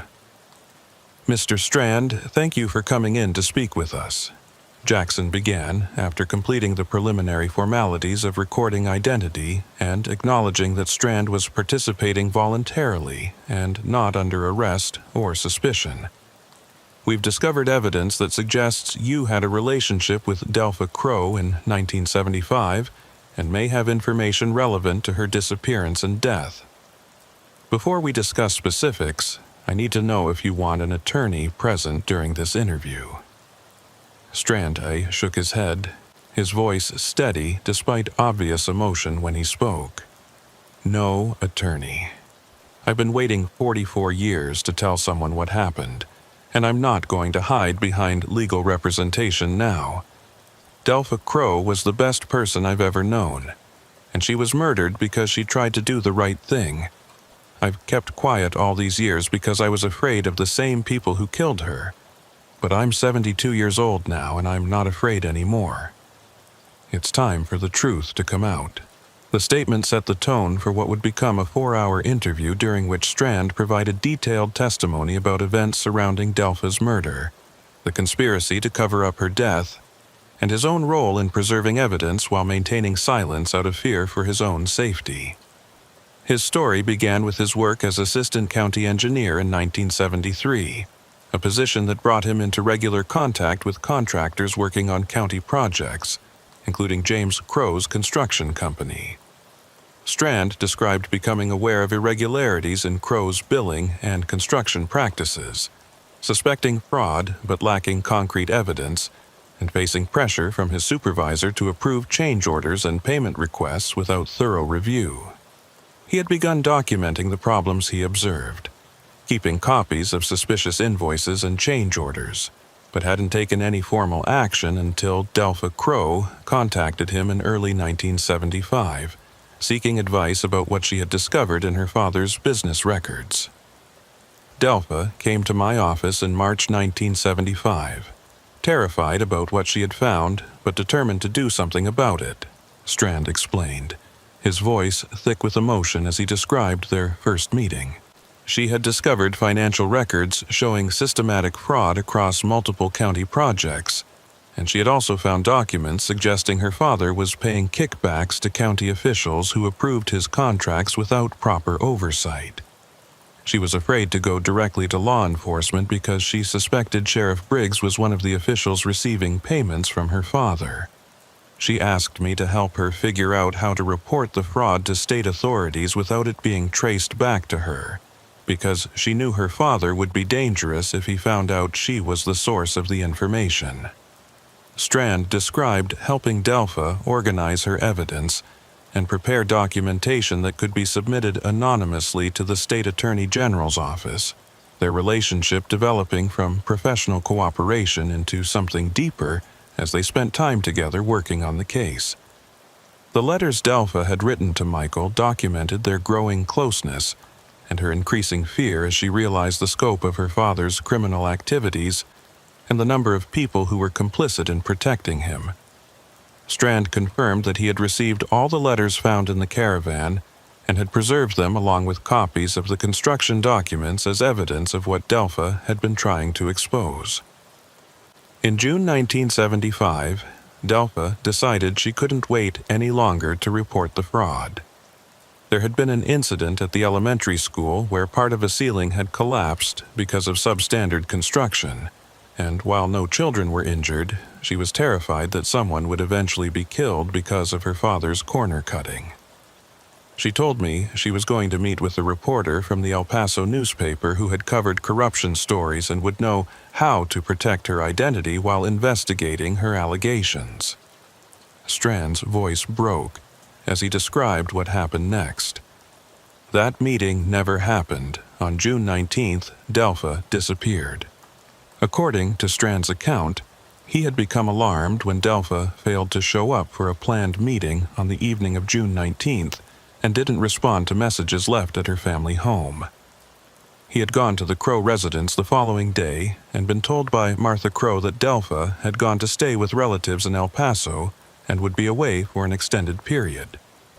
Strand had known this was false because Delpha had no relatives in El Paso and had been planning to meet with the reporter there, not visit family. I tried to file a missing person report with the sheriff's department, but Sheriff Briggs refused to take it, said that Delpha was an adult who had every right to travel without notifying anyone, and that her mother had confirmed she was safe. I pushed back, said I had reason to believe she might be in danger, and that's when Briggs made it very clear that I should drop the matter and mind my own business. He said people who asked too many questions about the Crow family tended to find themselves facing serious problems, and he suggested I think carefully about my future employment prospects in Ochoa County. The threat had been effective.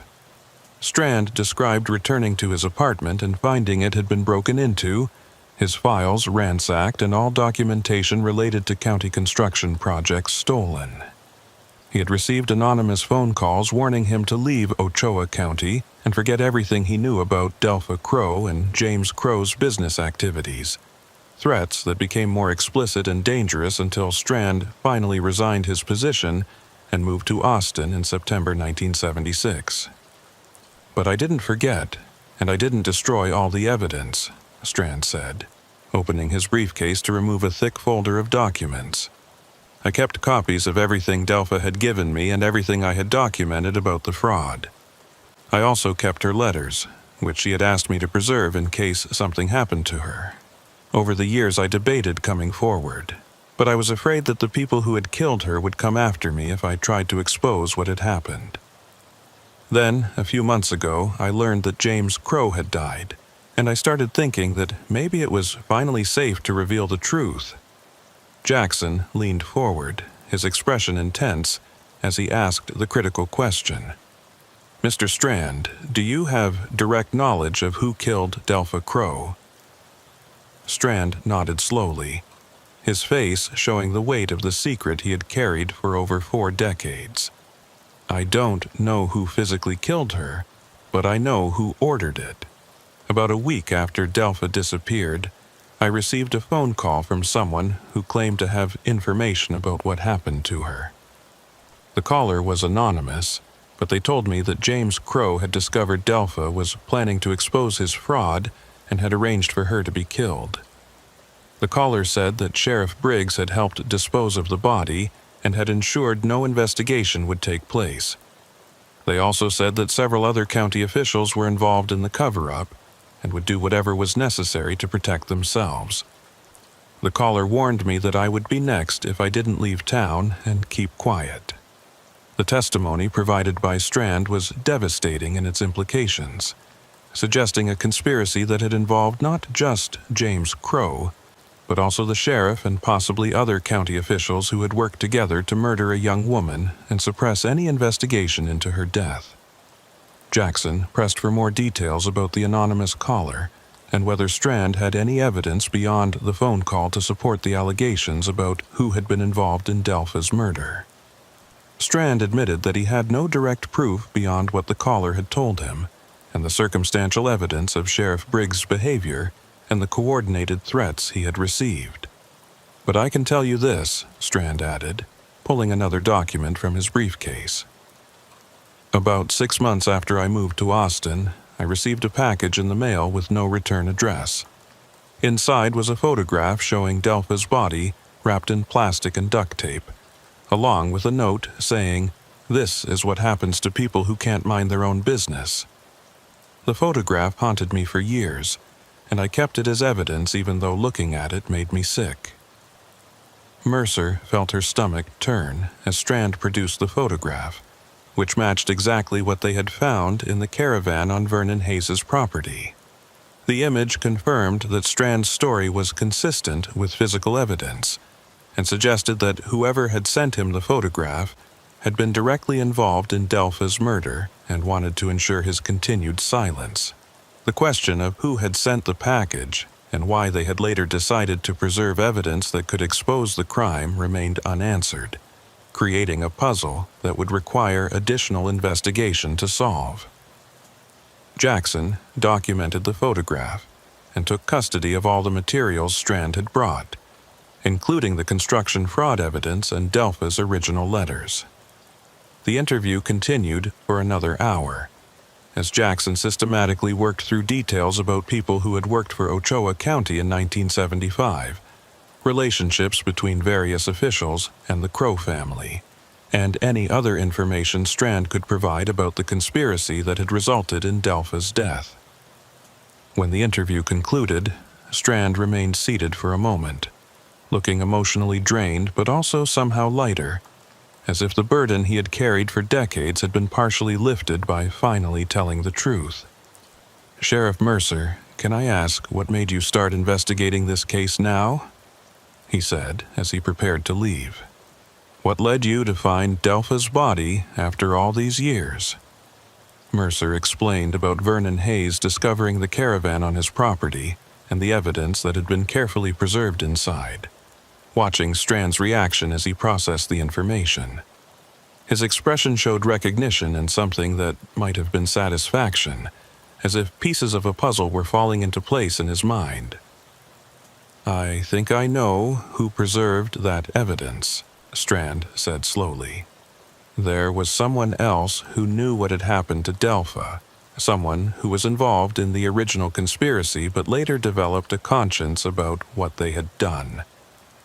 I received occasional anonymous messages over the years, always around the anniversary of Delpha's death, suggesting that the truth would eventually come out and justice would be served. I think someone decided that with James Crow dead and enough time passed, it was finally safe to reveal what happened. The suggestion that someone with direct involvement in Delpha's murder or its cover-up had later worked to preserve evidence and arrange for its discovery added yet another layer to an already complex investigation."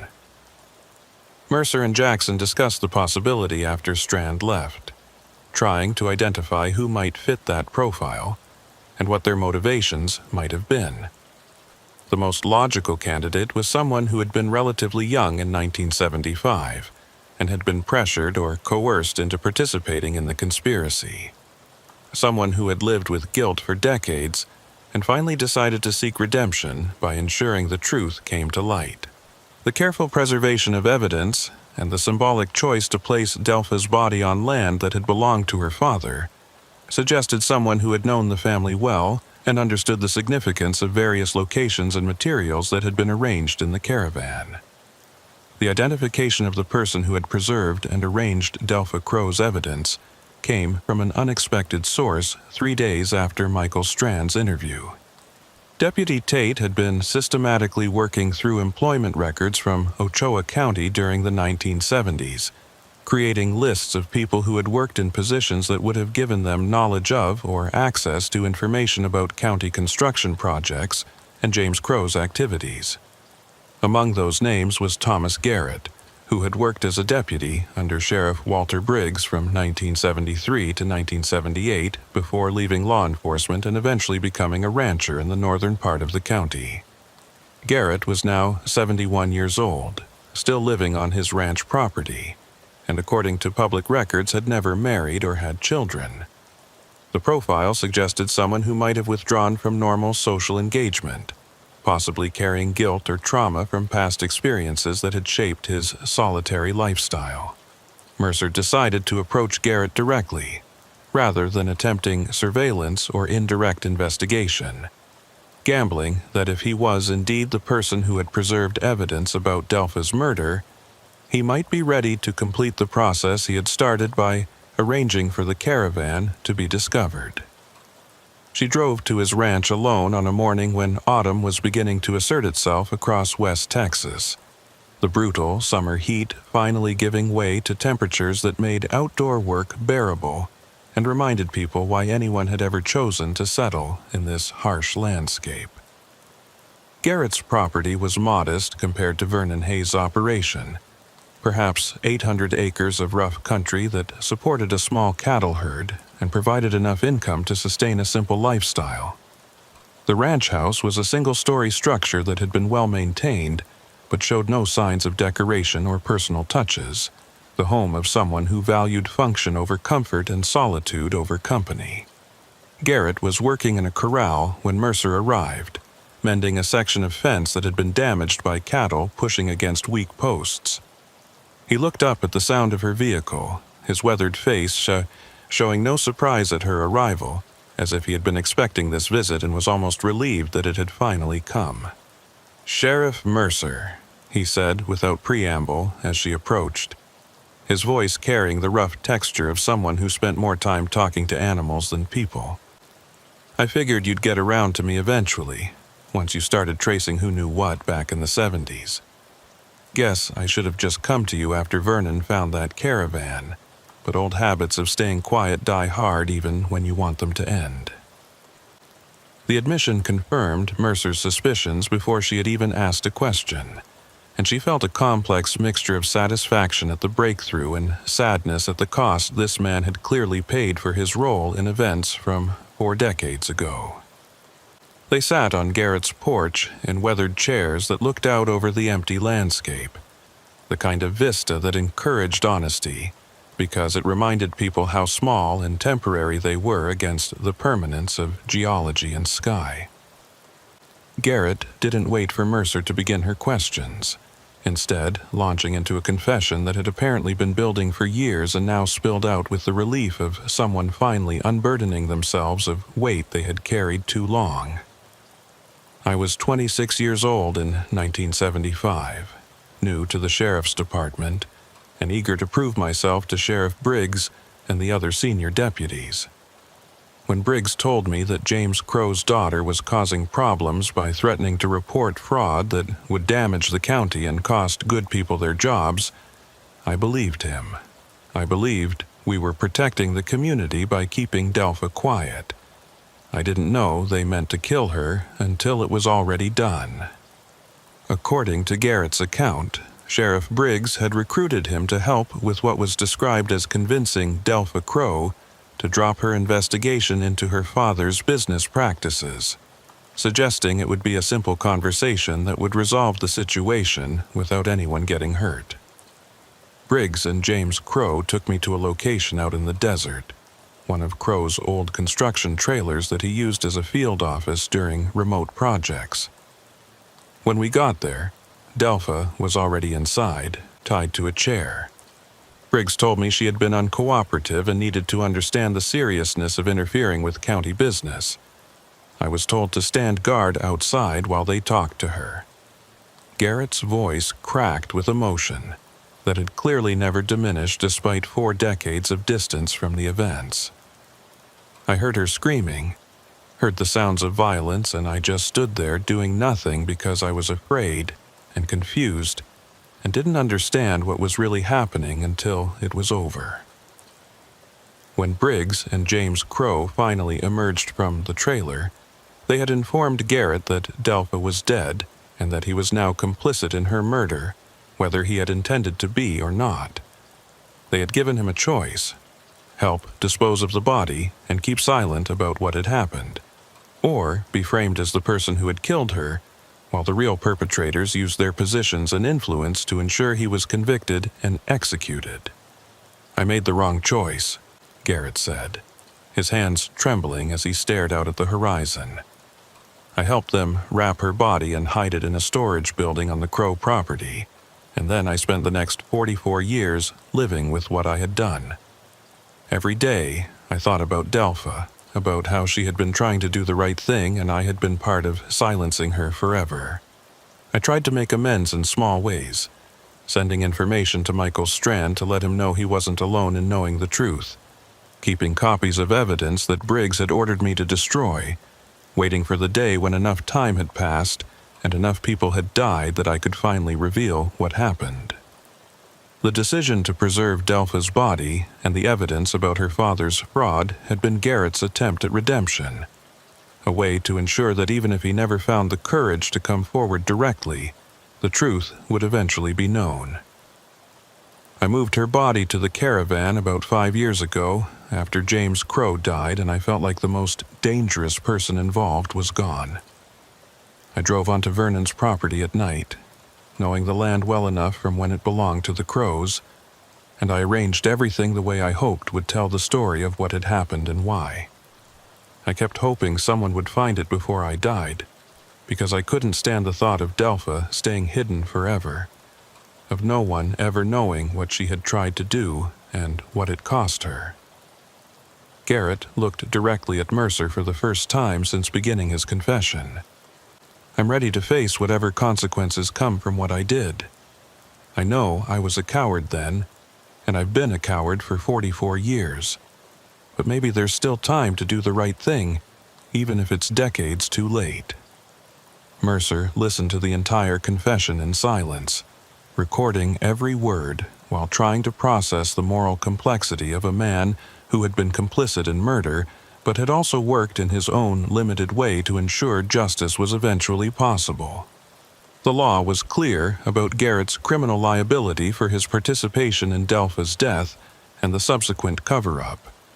But Mercer also recognized that his cooperation now was essential to building a complete picture of the conspiracy and identifying whether anyone else who had been involved was still alive and could be prosecuted. "Thomas, I need to know everything about who else was involved beyond you, Sheriff Briggs, and James Crow. Were there other county officials who knew what happened? Were there other law enforcement officers who participated in the cover-up?" Garrett nodded slowly, seeming to gather his thoughts before providing information that would shake Ochoa County's establishment to its foundations. There were 3 county commissioners who were receiving regular payments from James Crow in exchange for approving his contracts without proper oversight or competitive bidding. They knew about the fraud, and they knew about Delpha's murder, though they didn't participate directly in killing her. They helped ensure that no investigation would take place and that anyone asking questions would face pressure to stop. 2 of those commissioners are dead now, died years ago without ever facing consequences. But one is still alive. Garrett paused, clearly troubled by what he was about to reveal. Robert Vance. He was the youngest commissioner back then, only in his early 30s, and now he's the mayor of Marfa. He spent the last 40 years building a reputation as a civic leader and defender of West Texas heritage, all while knowing he helped cover up a murder and protect systematic theft from the county. He's the one who sent me to monitor Vernon's property periodically to make sure the caravan hadn't been accidentally discovered before I was ready for it to be found. The revelation that Marfa's current mayor had been involved in the 1975 conspiracy created immediate complications for the investigation and for Ochoa County's political landscape. Robert Vance was a prominent figure in the community, serving his 3rd term as mayor and wielding considerable influence over local business and development decisions. His family had deep roots in West Texas, and he was generally regarded as a pillar of the community whose involvement in various charitable and civic organizations had made him popular with voters and influential with state officials. The knowledge that this respected leader had been complicit in murder and fraud for over 4 decades would devastate the community's trust in its institutions and raise serious questions about what other secrets might be hidden behind Ochoa County's carefully maintained image of small-town integrity and traditional values. Mercer knew she needed to move quickly before word of Garrett's confession reached Vance and gave him opportunity to destroy evidence or flee the jurisdiction. She called Ranger Jackson and briefed him on what she had learned, coordinating an immediate plan to secure search warrants for Vance's home and office, while also preparing to take him into custody for questioning. The legal strategy would be complex, given that the original crimes had occurred 44 years ago and most of the principal perpetrators were dead, but Garrett's testimony combined with the physical evidence and documents they had recovered should be sufficient to charge Vance with conspiracy and obstruction of justice, if not with direct involvement in Delpha's murder. The fact that Vance had continued his involvement in the cover-up by monitoring the caravan's concealment suggested ongoing criminal conduct that fell within the statute of limitations and could be prosecuted even if the original murder charges were complicated by time.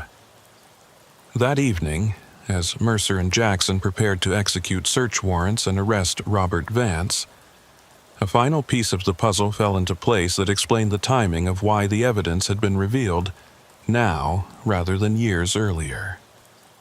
Deputy Tate discovered that Vance had been diagnosed with terminal cancer 6 months ago and had been given approximately 1 year to live.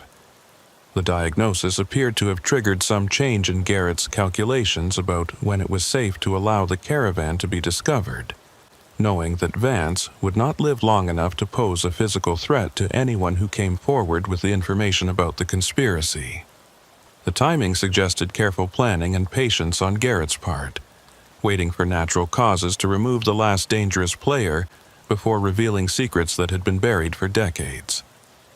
It was a cold calculation, but one that reflected the genuine fear that had kept multiple people silent for so long about crimes committed by men who wielded power and demonstrated willingness to kill to protect their interests. The arrest of Robert Vance occurred at his home in Marfa, conducted quietly to avoid media attention that would turn the event into a spectacle before the investigation was complete and charges had been formally filed. Vance initially denied any knowledge of Delpha Crow's murder or the conspiracy that had surrounded it, maintaining the posture of outraged innocence that had apparently served him well for 4 decades. But when confronted with Garrett's detailed confession and the physical evidence that corroborated the account of systematic fraud and cover-up, his resistance began to crumble. The search of his home office had uncovered materials that he had kept despite the risk they posed, including financial records showing payments from James Crow that corresponded to the periods when county contracts were being approved without proper review.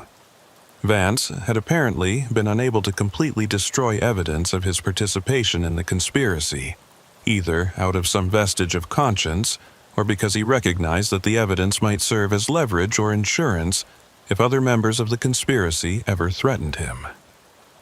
In the interview room at the sheriff's department, facing the reality that his carefully constructed life was about to collapse around him and that he would likely die in prison rather than in the comfortable respectability he had cultivated, Vance made the calculation that cooperation might earn him some small measure of reduced charges or more lenient conditions during his remaining months of life. I was young and ambitious in 1975, serving my first term as county commissioner and eager to be seen as someone who could facilitate business development and economic growth for Ochoa County. James Crow approached me and other officials with what he presented as a mutually beneficial arrangement. He would provide financial support for our campaigns and civic initiatives, and we would ensure his construction company received favorable treatment in contract awards and oversight. I knew it was wrong, but I justified it by telling myself that the county benefited from having an experienced contractor doing the work and that the financial arrangements were just how business got done in West Texas. According to Vance's account, he had not been directly involved in the decision to kill Delpha Crow or in the actual murder, but he had been informed afterward that she had been eliminated as a threat to their arrangement. Sheriff Briggs told me that Delpha had been taken care of and that no investigation would be conducted as long as everyone maintained silence about the situation. He made it clear that anyone who broke ranks would face the same fate, and given that we had all just witnessed how far they were willing to go to protect the fraud scheme, no one was willing to test whether he was serious about that threat. Vance described living for 44 years with the knowledge of what had happened, watching Marfa and Ochoa County slowly decline as the oil money dried up and younger generations moved away seeking opportunities elsewhere, all while maintaining his public image as a community leader who cared about preserving West Texas heritage and values. The interviews with Garrett and Vance, combined with the physical evidence and documentary materials that had been recovered from the caravan and Vernon Hayes's barn, provided enough information for Texas Rangers and prosecutors to build comprehensive cases about the 1975 conspiracy and its decades-long cover-up. Thomas Garrett was charged with being an accessory to murder and obstruction of justice, though his cooperation would likely result in a plea agreement that took into account his age, his role in ultimately revealing the truth, and the complicated moral circumstances of his involvement. Robert Vance faced more serious charges including conspiracy to commit murder, obstruction of justice, and ongoing criminal conduct related to his efforts to monitor and conceal evidence over multiple decades. His terminal cancer diagnosis created unusual circumstances for prosecution, as he would likely die before any trial could be completed. But the process of formally charging and arraigning him served important symbolic purposes in acknowledging the crimes and providing some measure of justice for Delpha Crow. The most difficult aspect of the case's resolution was dealing with the reality that many of the primary perpetrators would never face earthly justice for what they had done. Sheriff Walter Briggs had died in 2003, James Crow in 2018, and the other county commissioners who had been involved in the conspiracy had passed away years earlier without ever being held accountable for their crimes. The legal principle that death ends criminal liability meant that no charges could be filed against them, no trials would examine their actions, and no official record would document their guilt beyond the evidence gathered during the current investigation. For Michael Strand and other people who had been affected by the conspiracy's crimes and cover-up, this outcome was deeply unsatisfying, highlighting how time and natural death could provide escape from consequences that should have been faced decades earlier when the crimes were fresh and the perpetrators still active in positions of authority. Dr. Martinez completed his forensic analysis of Delpha Crow's remains, confirming through DNA testing that the body was indeed hers, and providing detailed documentation of the injuries that had killed her. His report described extensive blunt force trauma to her head and face, indicating she had been beaten severely before her death in a sustained attack that reflected rage or determination to ensure she could not survive to reveal what she knew. The brutality of her murder stood in stark contrast to the careful preservation of her body afterward, suggesting that while the killing had been savage and desperate, the subsequent handling reflected someone's need to maintain some form of dignity or control over the situation. Martinez's conclusion was that Delpha had suffered tremendously before dying, a finding that made her final letters to Michael Strand even more poignant in their expression of courage and determination to expose wrongdoing, despite the personal risks she must have recognized she was taking.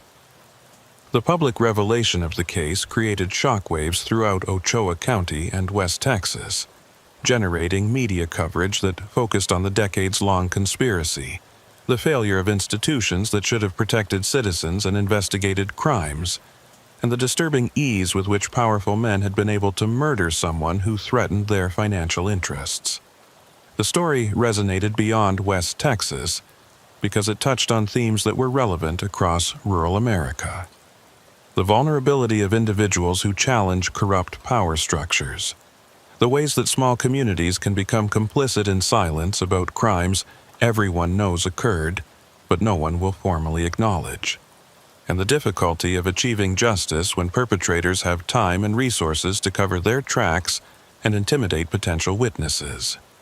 For Marfa specifically, the case forced an uncomfortable reckoning with the town's history, and the reality that the prosperity of the 1970s had been built partly on systematic fraud that had ultimately damaged the community when the truth remained hidden and the corruption festered.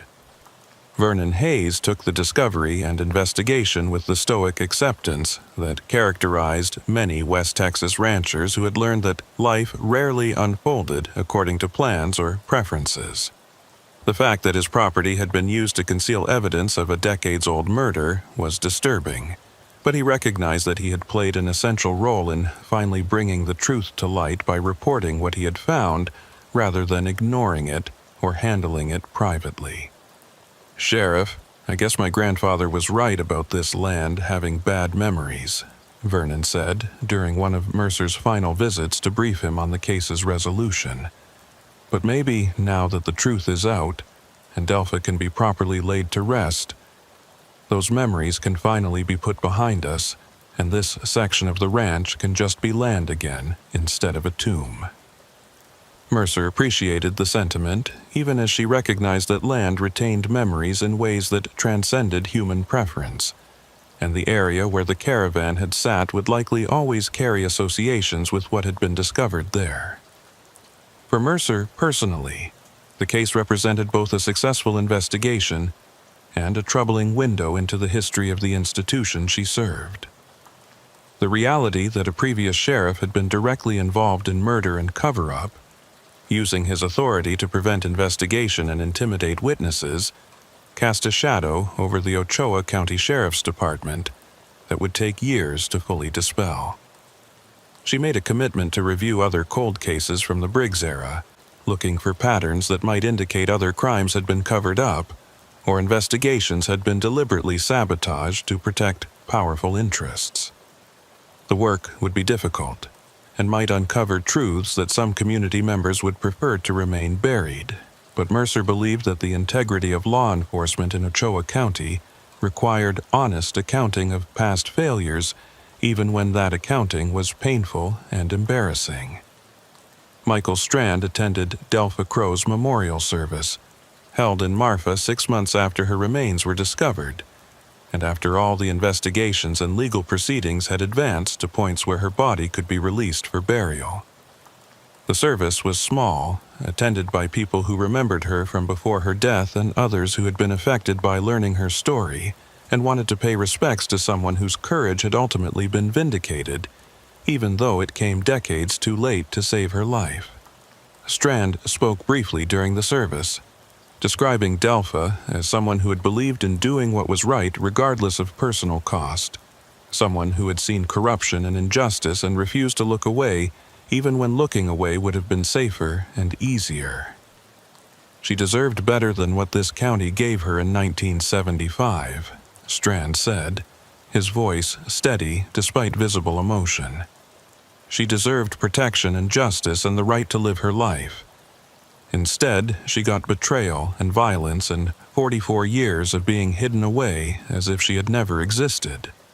But she did exist, and now everyone knows what she tried to do and what it cost her. That's not enough, but it's something. Thomas Garrett did not attend the memorial service, having decided that his presence would be inappropriate given his role in Delpha's death and burial. He instead wrote a letter that was read by Ranger Jackson during the service, in which Garrett apologized to Delpha's memory and to everyone who had been affected by the crimes of 1975 and their cover-up. "I cannot undo what I did or failed to do," the letter stated. "I cannot bring back the years that Delpha should have lived or restore the trust that was broken when people who should have protected her instead chose to silence her forever. But I can finally tell the truth about what happened and accept responsibility for my part in allowing evil to triumph because I was too afraid and too weak to stand against it. I hope that somewhere, somehow, Delpha knows that the truth has finally been told and that her courage has been acknowledged, even though acknowledgement comes far too late to matter in the ways it should have mattered." The investigation's conclusion left Mercer with a complex set of feelings about justice, mortality, and the weight of secrets carried across decades. Most of the people who had been directly responsible for Delpha Crow's murder and the subsequent cover-up had died without facing legal consequences, protected by time and the limitations of a justice system that struggled to address crimes that spanned generations and involved institutions that had since changed dramatically. But the truth had been revealed. The conspiracy had been exposed, and the surviving members who had participated in covering up Delpha's death would face at least some accountability before they died. It was imperfect justice, incomplete and frustratingly limited by circumstances beyond anyone's control, but it was more than had seemed possible when Vernon Hayes first called about a strange caravan on his property. 3 months after Delpha's memorial service, Robert Vance died in the county hospital with his terminal cancer having progressed to the point where further treatment was futile. He had pleaded guilty to charges of conspiracy and obstruction of justice, providing a formal admission of his role in the 1975 crimes and the decades of cover-up that had followed. His death removed the possibility of a trial that might have provided more complete public accounting of the conspiracy, but his guilty plea ensured that an official record existed, documenting his participation in crimes that had damaged Ochoa County in ways that extended far beyond the immediate harm to Delpha Crow and her family.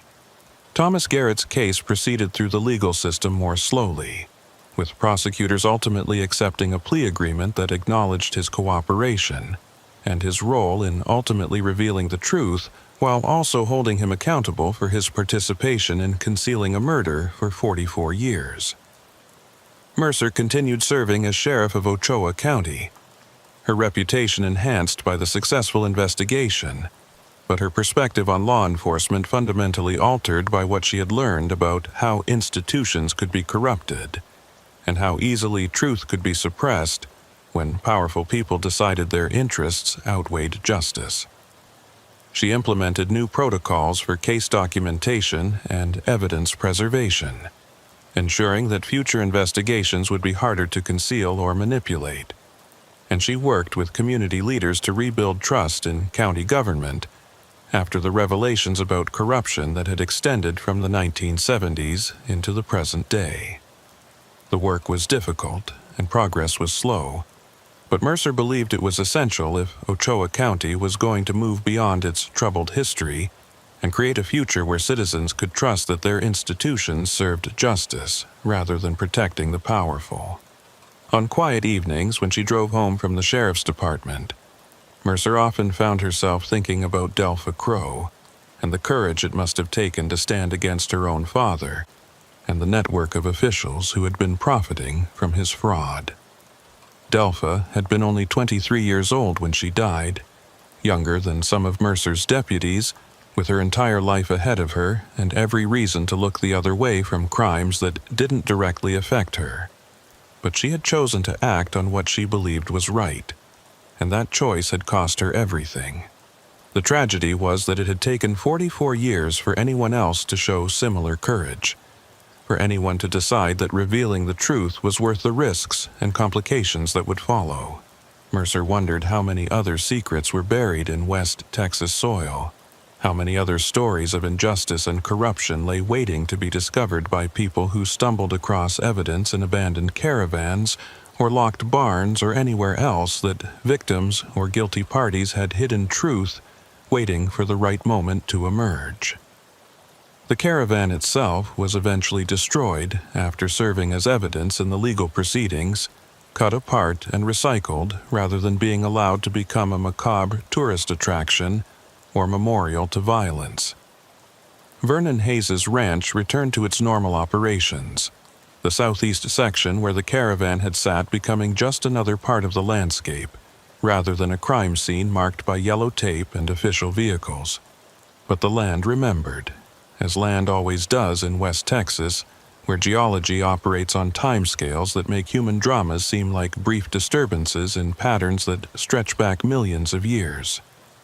The desert kept its secrets until it didn't, until weather or chance or human choice revealed what had been hidden, and then the desert accepted whatever came next with the indifference of something that would outlast all the people who briefly occupied its spaces.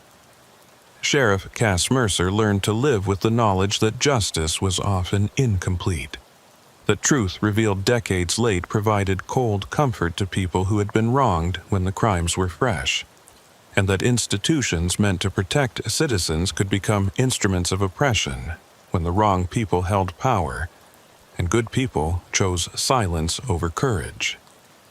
But she also learned that persistence mattered, that patient investigation could eventually penetrate even the most carefully constructed cover-ups, and that even after decades of darkness, there were people like Thomas Garrett who eventually chose redemption over continued complicity, even when redemption came at terrible personal cost.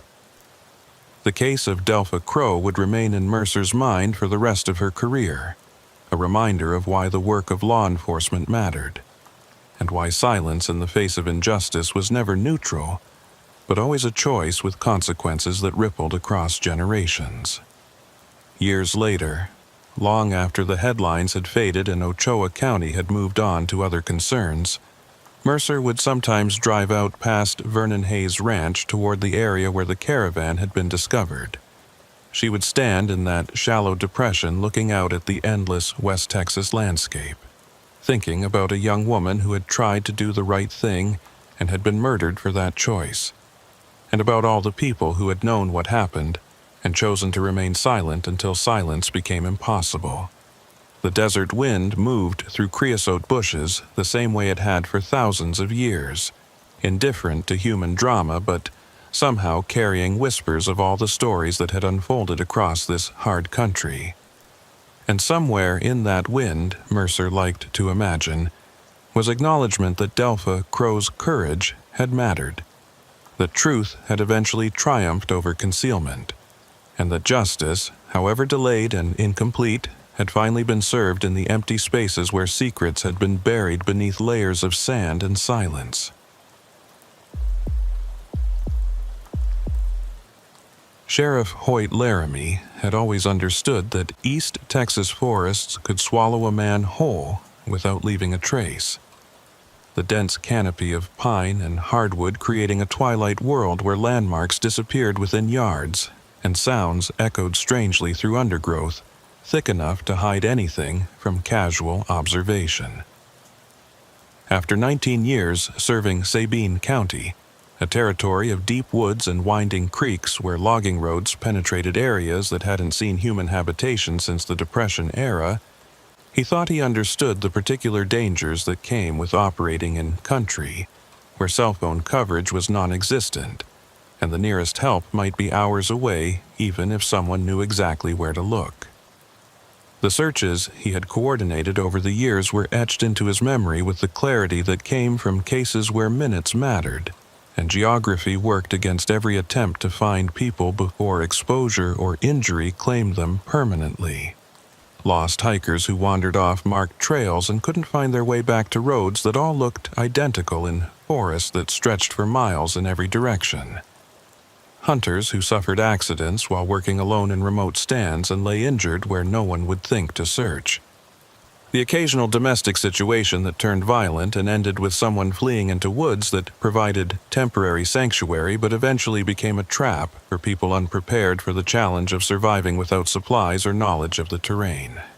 But nothing in Laramie's experience had prepared him for what began on a cold November morning in 2008. When a call about a missing deer hunter would lead him into darkness that had been festering in Sabine County's forests for decades, hidden among the pines where old sins had taken root and grown into something that defied easy categories of crime or investigation. The call came in at 7:15 in the morning from Rachel Monroe, whose husband Carl had failed to return from a solo hunting trip that should have concluded the previous evening. Rachel's voice carried the controlled anxiety of someone trying to remain calm while fighting against worst-case scenarios that crowded into consciousness when loved ones disappeared into wilderness areas where a dozen different accidents could turn fatal before anyone knew something was wrong. Carl had left their home near Hemp Hill 3 days earlier, planning to hunt a section of private land he leased from a timber company that owned vast tracts of forest throughout Sabine County. He had supplies for a week and experience that should have kept him safe in conditions that were challenging but not unusually dangerous for someone familiar with the woods and comfortable spending extended periods working alone in remote locations. Sheriff Laramie, Carl always checks in by radio every evening at 6 o'clock, just so I know he's okay, Rachel explained, her voice tight with stress that came from a full night spent waiting for contact that never came. When he didn't call last night, I figured maybe his radio batteries died or he had equipment problems. But this morning I drove out to the access point where he parked his truck, and the vehicle is still there, but there's no sign of Carl anywhere near it. His gear looks undisturbed, like he just walked into the woods and never came back. Laramie asked the standard questions while already knowing the answers would be insufficient until he saw the situation firsthand. Had Carl mentioned specific locations where he planned to hunt? Had he experienced any health problems recently that might affect his ability to navigate or handle unexpected situations? Was there any possibility he had encountered other people in the woods who might have information about his whereabouts or what might have happened to him? Rachel's responses painted the picture of an experienced outdoorsman who had been hunting these same woods for 15 years and knew them well enough to avoid the common mistakes that claimed less experienced hunters every season. The drive to Carl Munro's access point took 40 minutes through country that transitioned from the scattered development around Hemp Hill into unbroken forest that pressed close to narrow roads winding between trees that blocked direct sunlight even at midday. This was timber company land that had been logged selectively over decades, leaving a patchwork of old growth and managed forests that created the kind of complex terrain where hunting was productive. But navigation could be challenging for people who didn't maintain careful awareness of their position relative to known landmarks. Laramie brought Deputy Ewell Drayton with him, a former Army Ranger who had joined the department 5 years earlier, after completing his service and returning to his hometown, seeking the kind of work that used his skills while allowing him to stay connected to the outdoor lifestyle he valued. Drayton had extensive training in wilderness tracking and search operations, making him the obvious choice for situations that required working in remote forest areas where standard law enforcement procedures needed to be adapted to environmental challenges. Carl Munro's truck was parked exactly where Rachel had described, pulled onto a widened section of logging road that provided space for vehicles without blocking timber company access to the surrounding forest.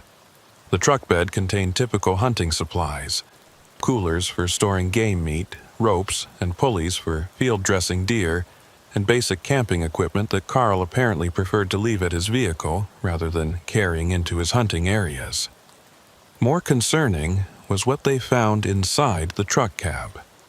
Carl's cell phone sitting on the dashboard where he had left it, knowing that coverage in these woods was non-existent and carrying the device would serve no purpose, and his wallet containing identification and emergency contact information that any experienced outdoorsman would normally carry on their person in case something happened and they needed to be identified by rescuers or medical personnel.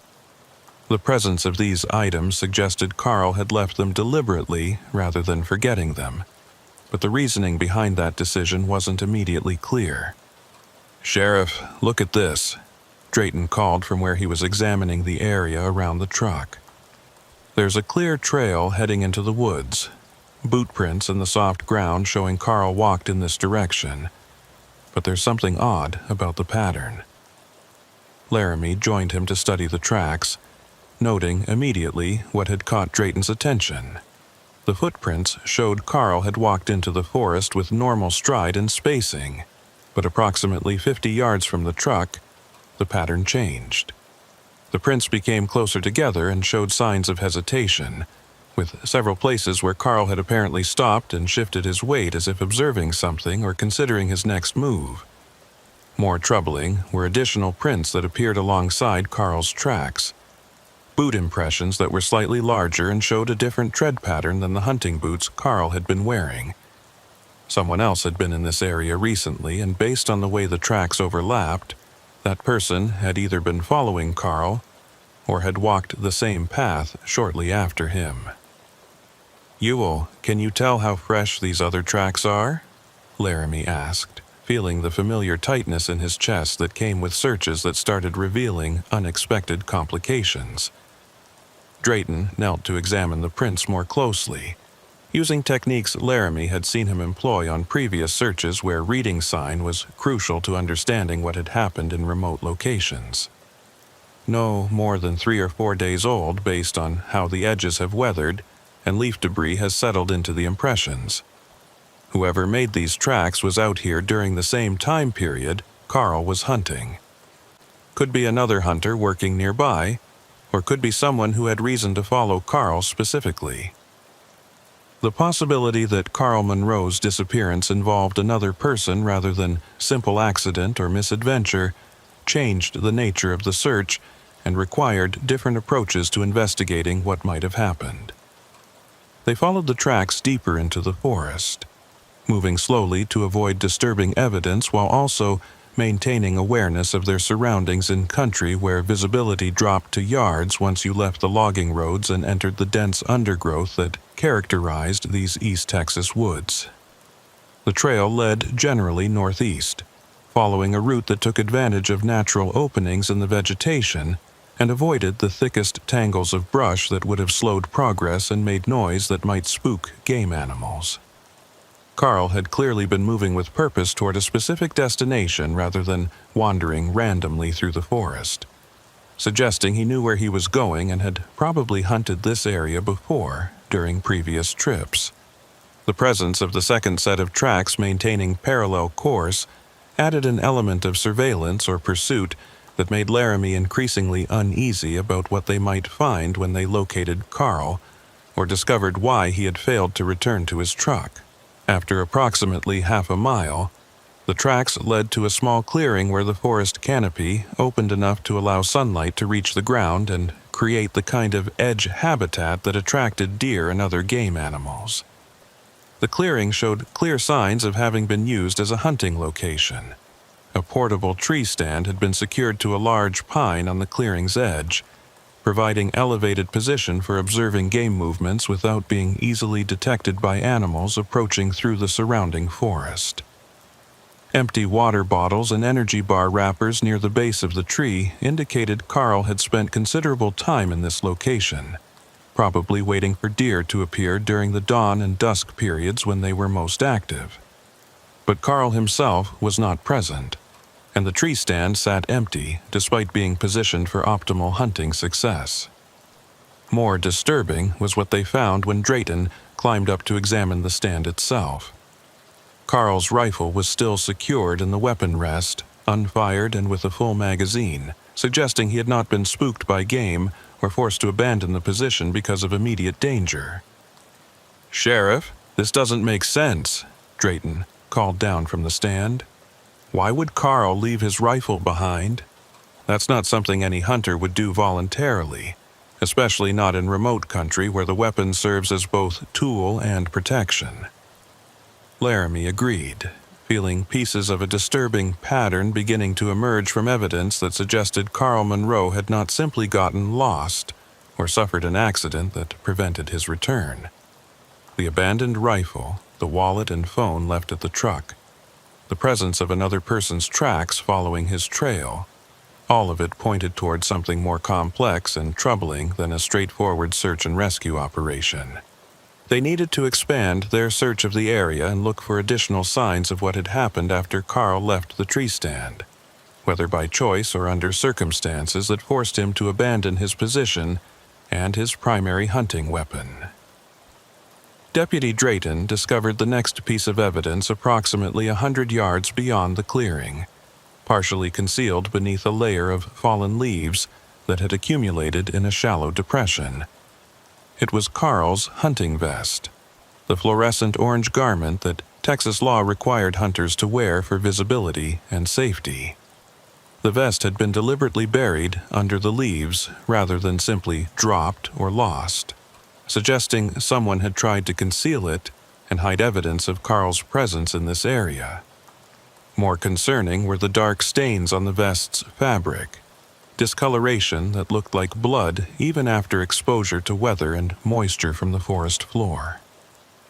Laramie photographed the vest in place before carefully recovering it for later laboratory analysis, knowing that if the stains were indeed blood, forensic testing could confirm whether it belonged to Carl and might provide evidence about what kind of injury or violence he had experienced.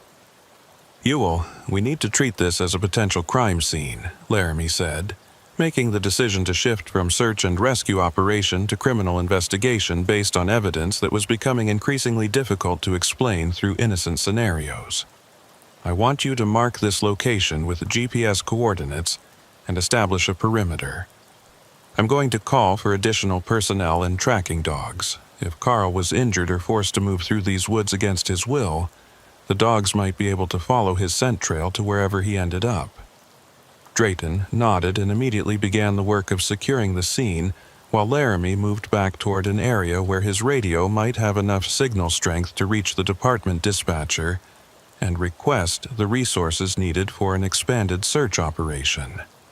The forest around them seemed to press closer as afternoon shadows lengthened, the dense canopy creating premature twilight that made navigation more difficult, and added urgency to finding Carl before darkness made the search impossible until morning. The tracking dogs arrived 2 hours later, brought by handler Sarah Mitchell from a neighboring county that maintained K-9 units trained in both law enforcement work and wilderness search operations. Mitchell's German Shepherd, a 7-year-old male named Rex, had extensive experience locating missing persons in challenging terrain and had participated in dozens of successful searches across East Texas. The dog immediately picked up Carl's scent from items Rachel had provided from their home, following a trail that led away from the clearing where the tree stand stood and deeper into forest that showed no signs of human activity or disturbance in years. The trail took them through increasingly difficult terrain, across a creek swollen by recent rains and through thickets of thorny brush that tore at clothing and made progress slow and painful. Rex moved with confident purpose that suggested Carl's scent was strong and relatively fresh. But the direction troubled Laramie because they were heading away from roads and known landmarks into sections of the timber company property that were rarely visited even by logging crews. After nearly a mile of difficult tracking, Rex suddenly stopped and began behavior that handler Mitchell immediately recognized as indicating the dog had found something significant. They emerged from heavy brush into a larger clearing that appeared to be artificial rather than natural, an area where trees had been cleared decades earlier and never replanted, leaving open ground that had been reclaimed by grass and low vegetation. But what dominated the clearing's center immediately explained why the dog had alerted, and why Carl Monroe's trail had led to this specific location. It was an old structure that had clearly been abandoned for many years, a metal building approximately 40 feet long by 20 feet wide with a rusted roof and walls that showed extensive deterioration from weather and neglect. The building's purpose wasn't immediately obvious, but its isolated location and the presence of what appeared to be heavy equipment remained scattered around the structure suggested it had been some kind of industrial facility, possibly related to logging operations or mineral extraction that had been common in East Texas during earlier decades. More significantly, the building showed signs of recent disturbance despite its obviously abandoned state. The main door, which hung partially open on damaged hinges, had fresh scratches and marks suggesting it had been forced wider recently than its deteriorated condition would normally allow. Boot prints in the soft ground around the structure matched the pattern they had been following from Carl's truck, and more troubling were the parallel tracks that indicated at least 2 people had approached the building during the same time period. Rex was focused intensely on the building's entrance, behavior that handler Mitchell interpreted as indicating Carl's scent was particularly strong in that direction, and that the dog believed the subject he was tracking was or had been inside the structure. Laramie felt every instinct that had been developed over 19 years of law enforcement warning him that they were about to discover something that would transform this case from a missing hunter investigation into something far darker and more complex. "Sarah, hold Rex here while Ewell and I check the building," Laramie instructed, drawing his service weapon and noting that Drayton had done the same based on the same assessment of a situation that felt increasingly dangerous. They approached the structure carefully, using cover and maintaining awareness of potential threats from any direction, aware that if someone was inside they could be armed and hostile. The door squealed on damaged hinges as Laramie pushed it wider, the sound unnaturally loud in the forest silence that pressed in from all directions. The interior was dark, despite afternoon light filtering through gaps in the rusted metal walls, requiring flashlights to illuminate what the building contained and explain why Carl Monroe's trail had led here and apparently ended at this location. What the flashlight beams revealed made Laramie's breath catch, and his mind struggled to process the implications of what he was seeing. The building had been converted into something that bore no resemblance to its original industrial purpose, whatever that might have been. The interior space had been divided by hanging plastic sheeting into sections that created separate areas for different purposes, and those purposes became horrifyingly clear as Laramie moved deeper into the structure. This was a slaughterhouse, but not one designed for normal meat processing. The equipment scattered throughout the building, the drainage systems built into the floor, the hooks and chains suspended from ceiling beams, all of it spoke to systematic butchering operations that had been conducted in this isolated location for purposes that Laramie's law enforcement experience told him were anything but legitimate. The smell was overwhelming, despite the building being abandoned for what appeared to be several months. The stench of old blood and decay that no amount of time or weather could fully erase from surfaces that had been saturated with biological materials over extended periods. "Jesus Christ," Drayton whispered from behind Laramie, his voice tight with the same horror that Laramie was feeling. "Sheriff, what is this place?" The question hung in the air while they continued their cautious exploration of the building, documenting with their flashlights what would need to be photographed and processed by forensic specialists with expertise that went far beyond what a small county sheriff's department normally maintained. The plastic sheeting that divided the interior showed extensive staining and damage from whatever had been processed in this location, and the industrial-grade cutting tools scattered around the space left no doubt about the nature of activities that had occurred here. Most disturbing were personal effects that had clearly been separated from whoever they belonged to and piled in a corner of the building. Clothing, wallets, watches, wedding rings, items that spoke to individual human beings who had passed through this building under circumstances that were becoming sickeningly clear. Deputy Drayton discovered what they had both been dreading in a back section of the building where the plastic sheeting created a separate chamber that appeared to have served as temporary storage.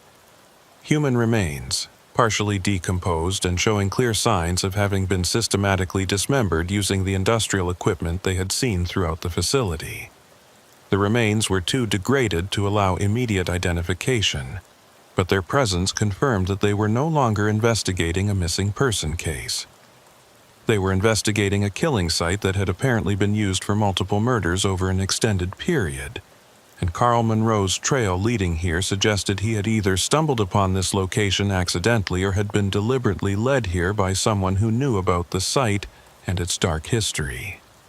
The question of whether Carl was among the remains they had discovered would require forensic analysis, but the evidence suggested they needed to expand their search of the building and surrounding area to determine the full scope of what had occurred in this isolated clearing deep in Sabine County's forests.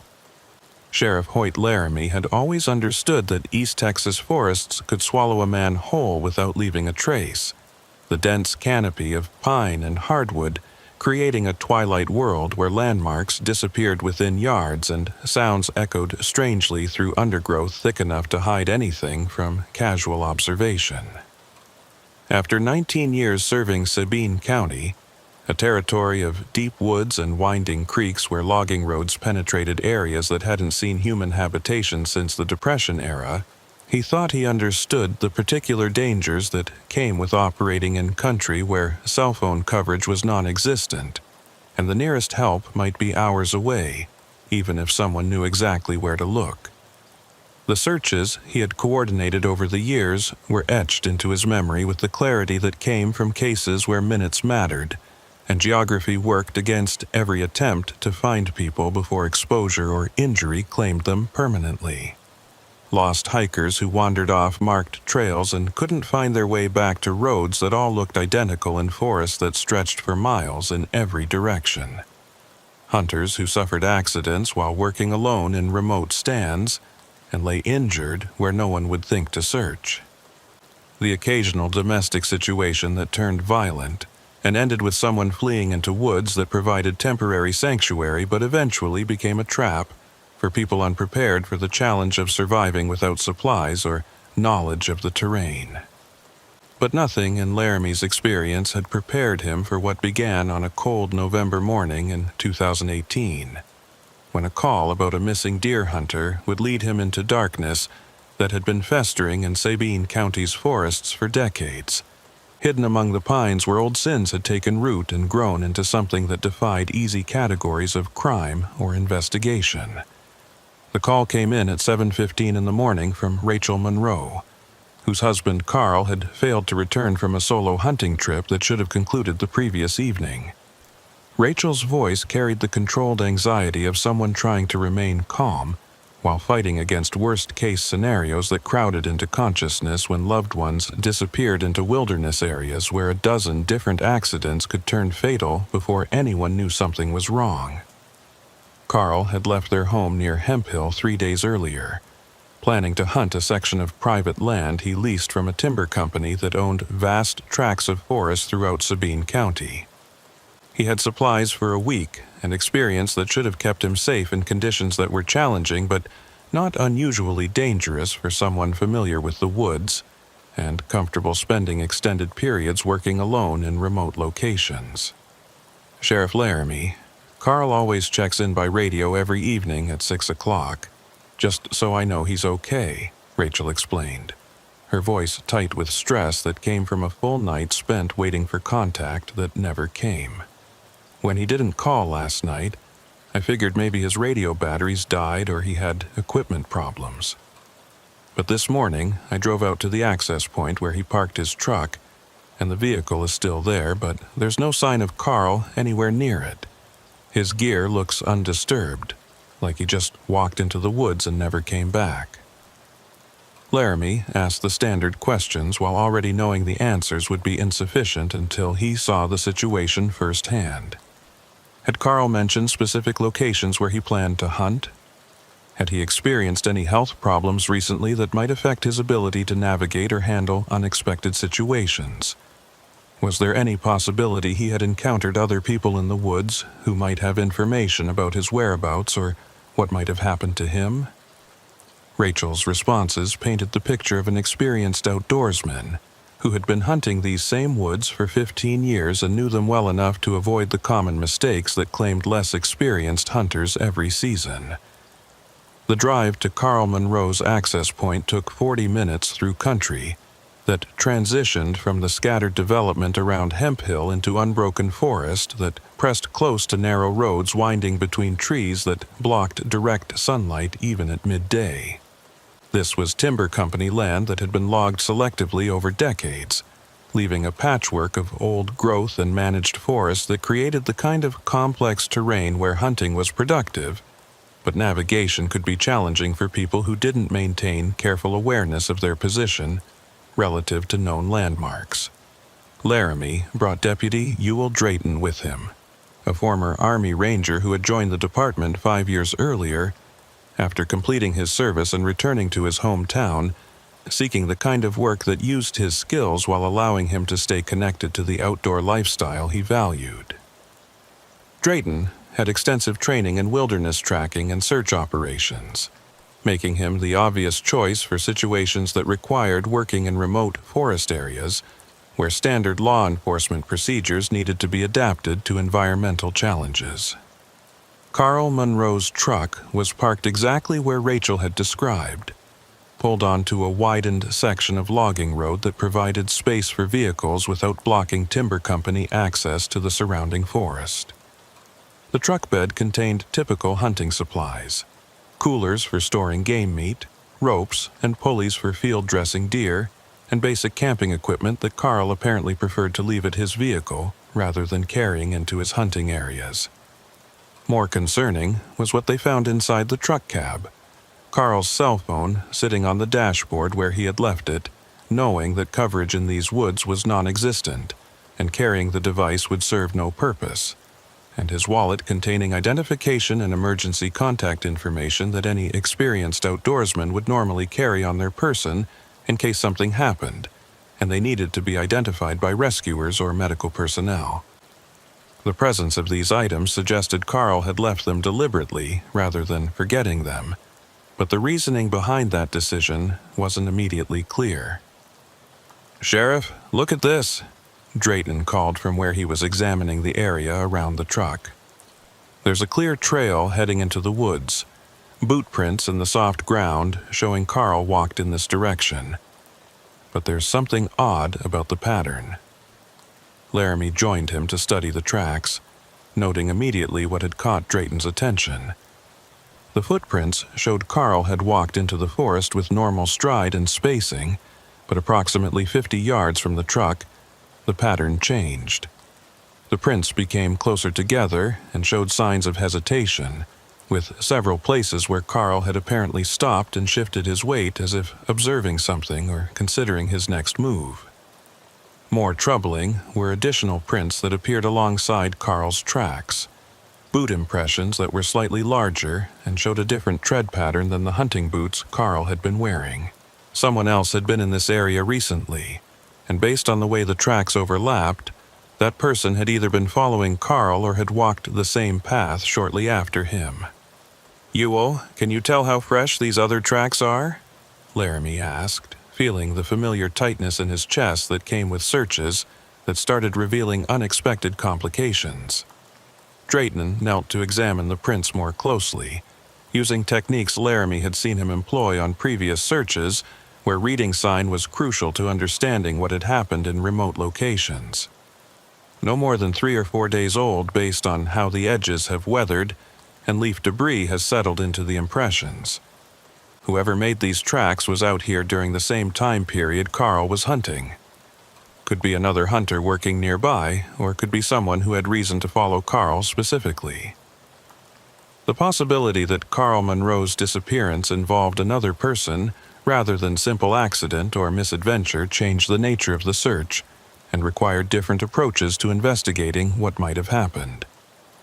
They followed the tracks deeper into the forest, moving slowly to avoid disturbing evidence while also maintaining awareness of their surroundings in country, where visibility dropped to yards once you left the logging roads and entered the dense undergrowth that characterized these East Texas woods.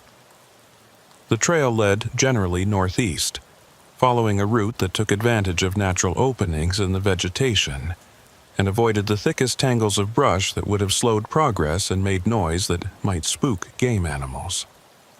Carl had clearly been moving with purpose toward a specific destination rather than wandering randomly through the forest, suggesting he knew where he was going and had probably hunted this area before during previous trips.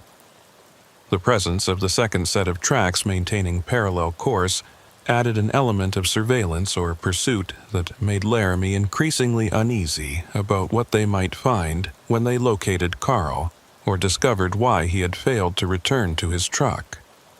After approximately half a mile, the tracks led to a small clearing where the forest canopy opened enough to allow sunlight to reach the ground and create the kind of edge habitat that attracted deer and other game animals.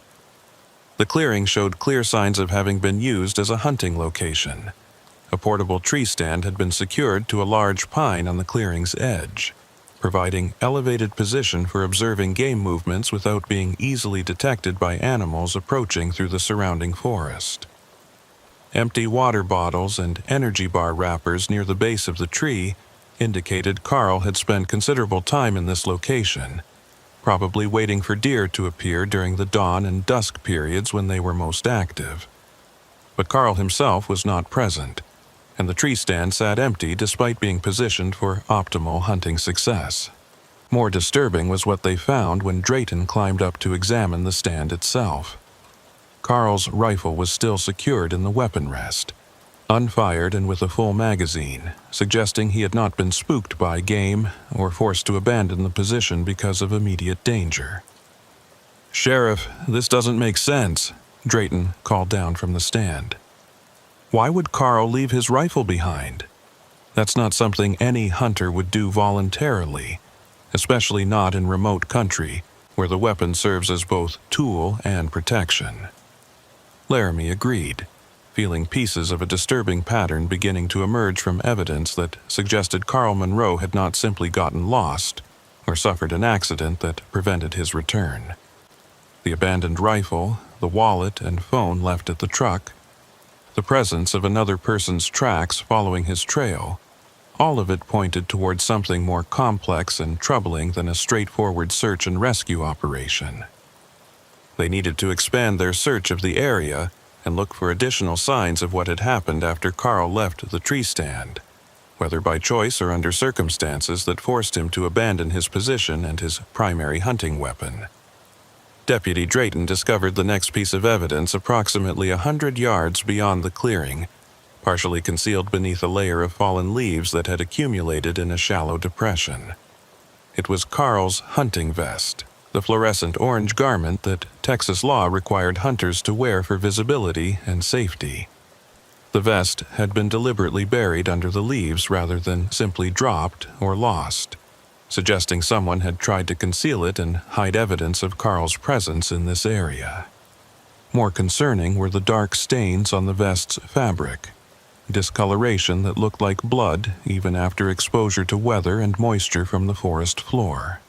Laramie photographed the vest in place before carefully recovering it for later laboratory analysis, knowing that if the stains were indeed blood, forensic testing could confirm whether it belonged to Carl and might provide evidence about what kind of injury or violence he had experienced.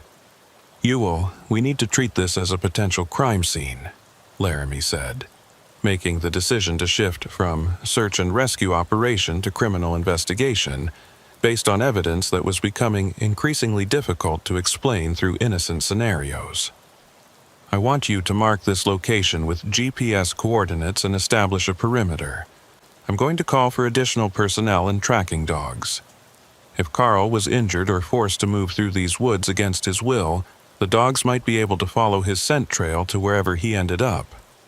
Drayton nodded and immediately began the work of securing the scene, while Laramie moved back toward an area where his radio might have enough signal strength to reach the department dispatcher and request the resources needed for an expanded search operation.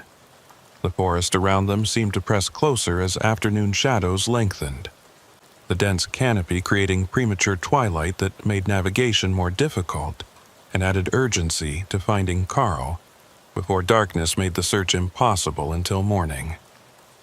The tracking dogs arrived 2 hours later, brought by handler Sarah Mitchell from a neighboring county that maintained K-9 units trained in both law enforcement work and wilderness search operations. Mitchell's German Shepherd, a 7-year-old male named Rex, had extensive experience locating missing persons in challenging terrain and had participated in dozens of successful searches across East Texas. The dog immediately picked up Carl's scent from items Rachel had provided from their home, following a trail that led away from the clearing where the tree stand stood and deeper into forest that showed no signs of human activity or disturbance in years. The trail took them through increasingly difficult terrain, across a creek swollen by recent rains, and through thickets of thorny brush that tore at clothing and made progress slow and painful. Rex moved with confident purpose that suggested Carl's scent was strong and relatively fresh. But the direction troubled Laramie because they were heading away from roads and known landmarks into sections of the timber company property that were rarely visited even by logging crews. After nearly a mile of difficult tracking, Rex suddenly stopped and began behavior that handler Mitchell immediately recognized as indicating the dog had found something significant. They emerged from heavy brush into a larger clearing that appeared to be artificial rather than natural, an area where trees had been cleared decades earlier and never replanted, leaving open ground that had been reclaimed by grass and low vegetation. But what dominated the clearing's center immediately explained why the dog had alerted and why Carl Monroe's trail had led to this specific location. It was an old structure that had clearly been abandoned for many years, a metal building approximately 40 feet long by 20 feet wide, with a rusted roof and walls that showed extensive deterioration from weather and neglect. The building's purpose wasn't immediately obvious, but its isolated location and the presence of what appeared to be heavy equipment remains scattered around the structure suggested it had been some kind of industrial facility, possibly related to logging operations or mineral extraction that had been common in East Texas during earlier decades. More significantly, the building showed signs of recent disturbance despite its obviously abandoned state. The main door, which hung partially open on damaged hinges, had fresh scratches and marks suggesting it had been forced wider recently than its deteriorated condition would normally allow. Boot prints in the soft ground around the structure matched the pattern they had been following from Carl's truck, and more troubling were the parallel tracks that indicated at least 2 people had approached the building during the same time period. Rex was focused intensely on the building's entrance, behavior that Handler Mitchell interpreted as indicating Carl's scent was particularly strong in that direction, and that the dog believed the subject he was tracking was or had been inside the structure. Laramie felt every instinct that had been developed over 19 years of law enforcement warning him that they were about to discover something that would transform this case from a missing hunter investigation into something far darker and more complex.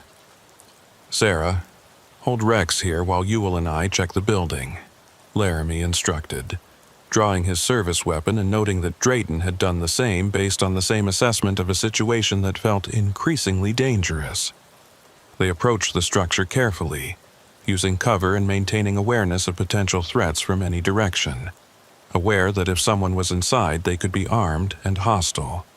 The door squealed on damaged hinges as Laramie pushed it wider, the sound unnaturally loud in the forest silence that pressed in from all directions.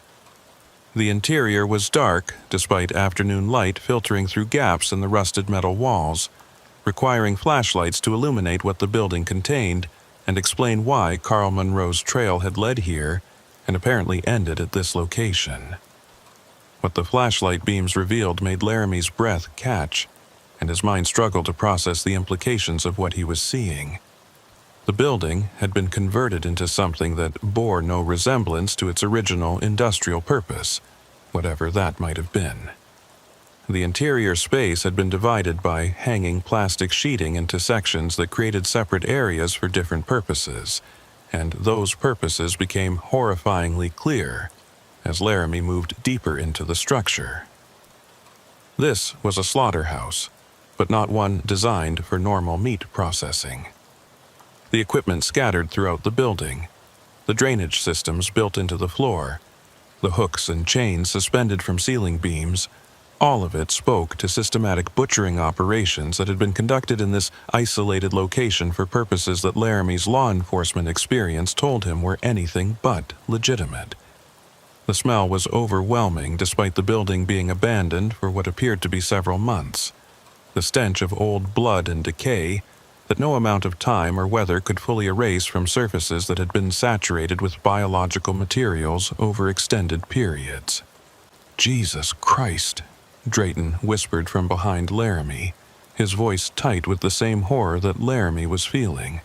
"Sheriff, what is this place?"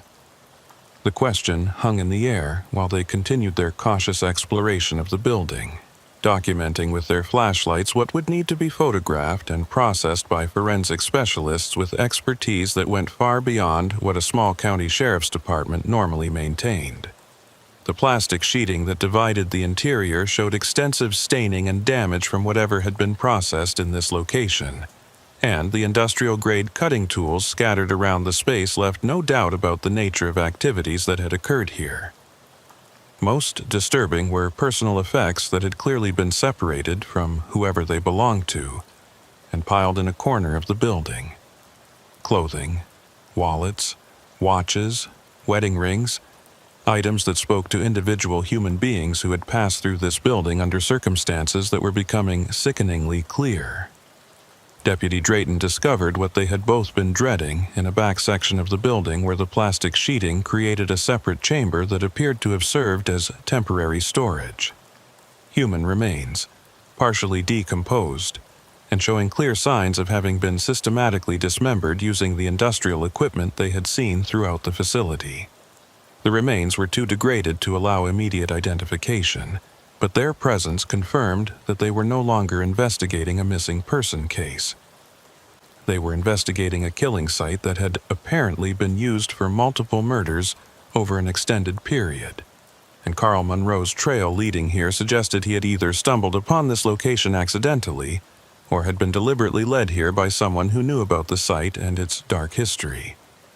The question of whether Carl was among the remains they had discovered would require forensic analysis, but the evidence suggested they needed to expand their search of the building and surrounding area to determine the full scope of what had occurred in this isolated clearing deep in Sabine County's forests. The tactical operation to rescue Carl Monroe began at 5:30 in the morning, when darkness still blanketed the East Texas forest and the only sounds were the distant calls of owls finishing their nocturnal hunting before dawn drove them back to roost. Sheriff Laramie had insisted on participating in the operation, despite Lieutenant Sullivan's concerns about involving local law enforcement in what was essentially a hostage rescue that carried significant risk of violence and casualties. Laramie's argument had been simple and impossible to refute. Carl Monroe was a Sabine County resident who had disappeared while engaged in lawful activities on land within his jurisdiction, and as the elected sheriff responsible for protecting the county's citizens, he had both legal authority and moral obligation to be present when attempts were made to recover someone who had been taken by criminals operating in his territory. Sullivan had ultimately agreed, positioning Laramie with the command element that would coordinate the operation from a staging area approximately 200 yards from the cabin where Vernon Hayes claimed Carl was being held. The property where the cabin sat was accessed by a narrow dirt road that wound through dense forest for nearly 3 miles before reaching a clearing that had been carved from surrounding woods decades earlier. The cabin itself was a simple structure that appeared to date from the 1950s or 60s, built as a hunting camp or weekend retreat and maintained minimally over the years to provide basic shelter without attracting attention through extensive improvements or regular activity. Hayes had described the layout based on his limited visits to the location: a single-room cabin with a small porch, a separate storage shed approximately 50 feet from the main structure, and an outhouse that indicated the property lacked running water or modern utilities. The isolation was complete, with no nearby residences and no reason for anyone to travel the access road unless they specifically intended to visit this property. It was exactly the kind of location that criminal operations valued for conducting activities that required absolute privacy and freedom from unexpected observation by law enforcement or curious civilians. The tactical team approached through the forest surrounding the clearing, moving with practiced silence through undergrowth that would betray hasty movement with noise that could alert anyone maintaining watch at the cabin. Thermal imaging equipment had been deployed during the night to determine how many people were present at the location, revealing heat signatures that indicated at least 3 individuals inside the cabin and possibly a 4th in the storage shed. The number matched what Vernon Hayes had estimated, based on how many of Thomas Garrett's associates typically participated in security operations when high-value prisoners or materials needed to be guarded. The tactical plan called for simultaneous assault on both structures once teams were in position, with the primary objective being to secure Carl Monroe and prevent anyone from harming him during the confusion that would follow when law enforcement presence was revealed. Secondary objectives included capturing Thomas Garrett and his associates alive if possible, both to face prosecution for their crimes and to provide information about the full scope of the criminal network that extended beyond Sabine County.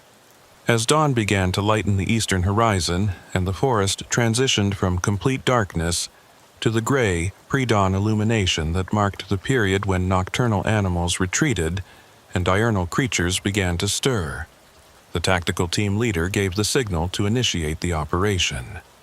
Flashbang grenades were deployed at the cabin's entrance and windows simultaneously, creating disorientation and temporary incapacitation that would allow entry teams to secure the interior before occupants could effectively resist or harm any prisoners being held inside.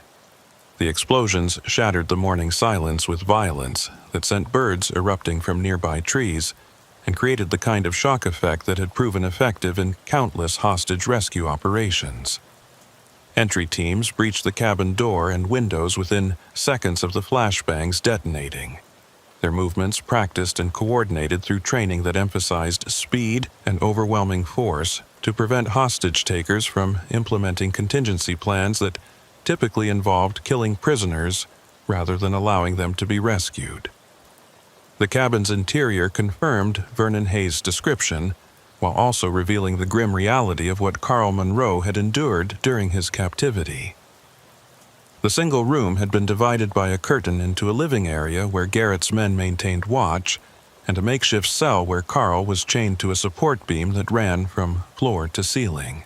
Carl was alive, but showed clear signs of abuse and deprivation.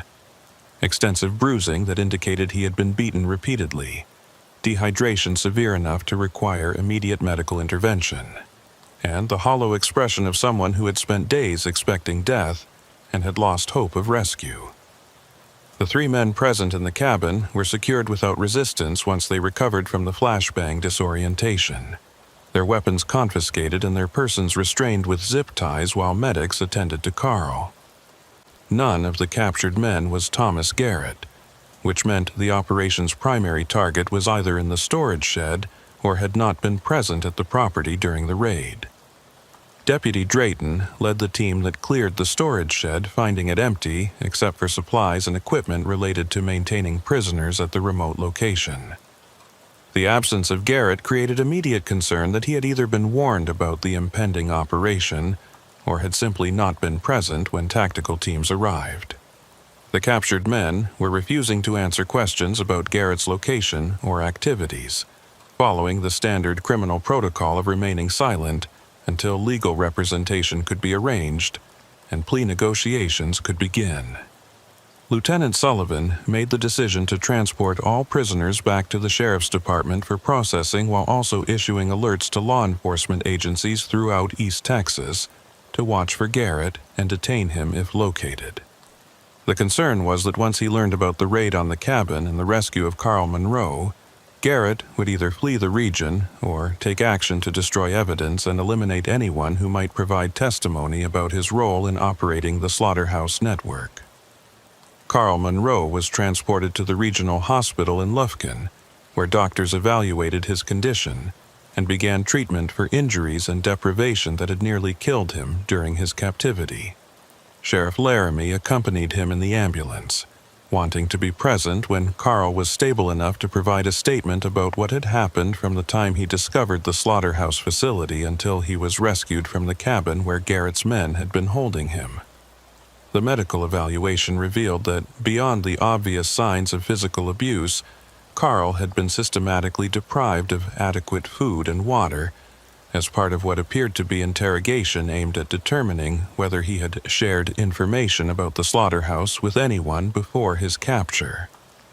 The fact that he had survived suggested either remarkable physical resilience or a calculation by his captors that keeping him alive provided some advantage that would be lost if he was killed immediately.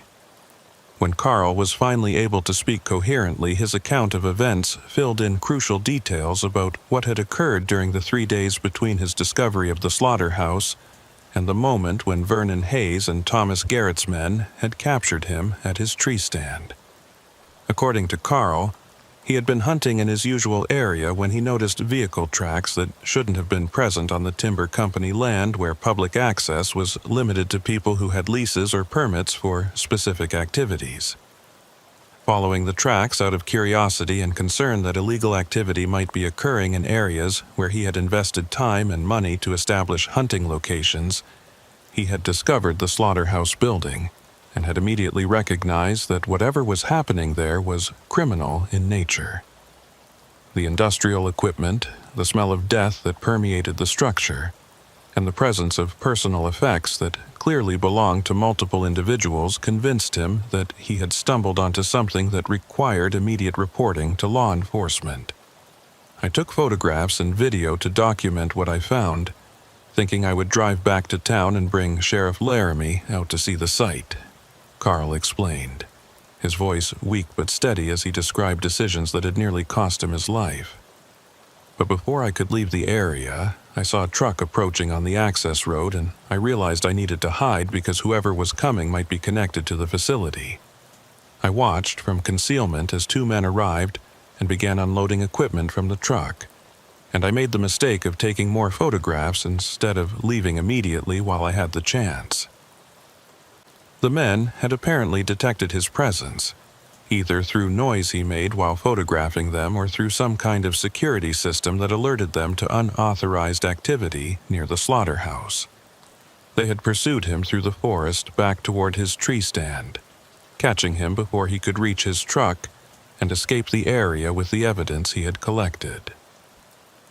Thomas Garrett had been one of the men who captured Carl, and according to Carl's description, Garrett had immediately understood the threat that a witness with photographic evidence represented to the entire criminal network.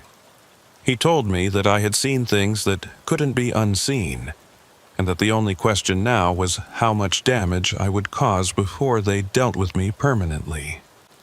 He took my camera and checked the images, and when he saw what I had documented, he made calls to other people who apparently needed to be consulted about how to handle the situation. Carl had been transported to the cabin and held there while Garrett and his associates debated whether to kill him immediately or attempt to determine if he had shared information about the slaughterhouse with anyone before his capture. The interrogation had been brutal, involving physical abuse and psychological torture designed to break his resistance and force him to reveal whether Rachel or anyone else knew about his discovery. I told them nothing because there was nothing to tell, Carl continued, his voice breaking as he described the worst moments of his captivity. I hadn't contacted anyone between finding the facility and being captured, so Rachel and the authorities had no idea what I had discovered or why I had disappeared. But Garrett didn't believe me, kept insisting that I must have shared the information, and that my cooperation in revealing who knew would determine whether I died quickly or suffered for days before they killed me.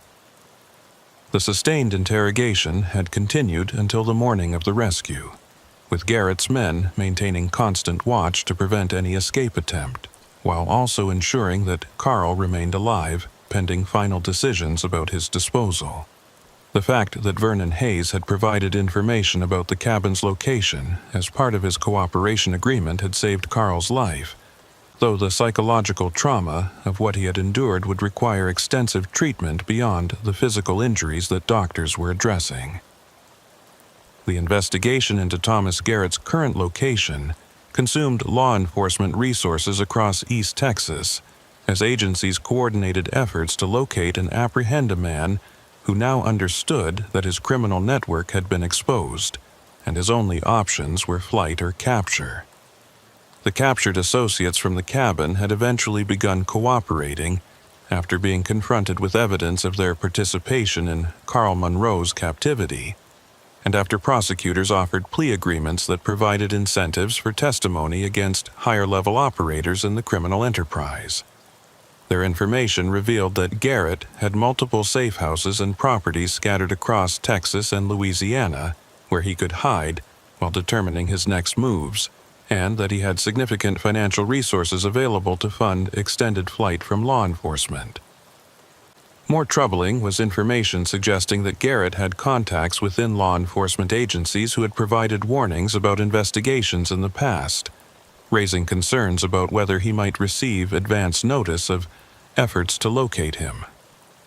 The breakthrough that would lead to Garrett's capture came from an unexpected source 3 days after the cabin raid, when Bertie Sloan, a local woman who lived on property adjacent to one of Vernon Hayes' parcels, contacted Sheriff Laramie with information she had been reluctant to share earlier.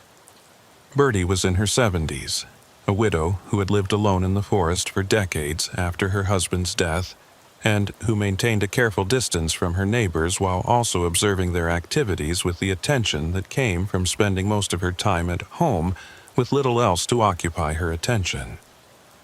She had noticed unusual activity at what she now knew was the slaughterhouse property over the years, including late-night vehicle traffic and the presence of people who clearly weren't engaging in normal hunting or recreational activities in the forest.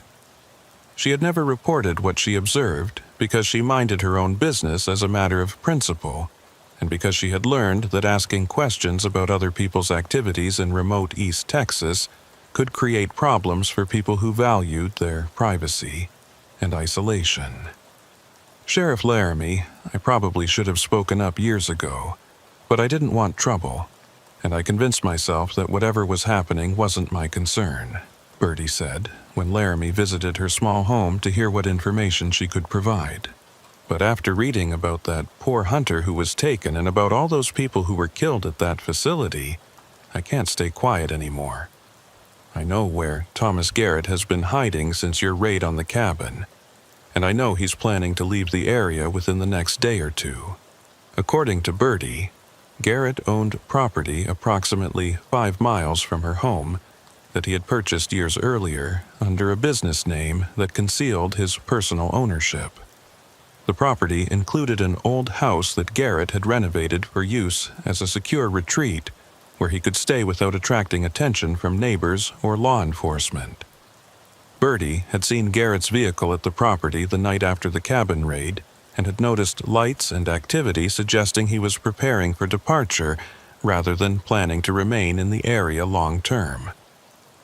Sheriff Laramie immediately coordinated with Lieutenant Sullivan and Texas Rangers to plan an operation to capture Garrett at the property Bertie had identified, knowing that this might be their only opportunity to apprehend him before he fled to locations where finding him would be significantly more difficult.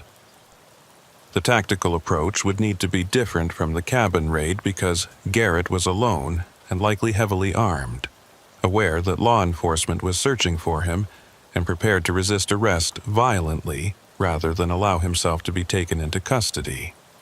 The property layout that Bertie described included the main house, a detached garage where Garrett kept his vehicle, and surrounding forest that provided multiple escape routes if he detected law enforcement approach and decided to flee on foot. The operation would require careful coordination and patience, waiting for the right moment when Garrett was vulnerable and unable to effectively resist or escape before tactical teams revealed their presence.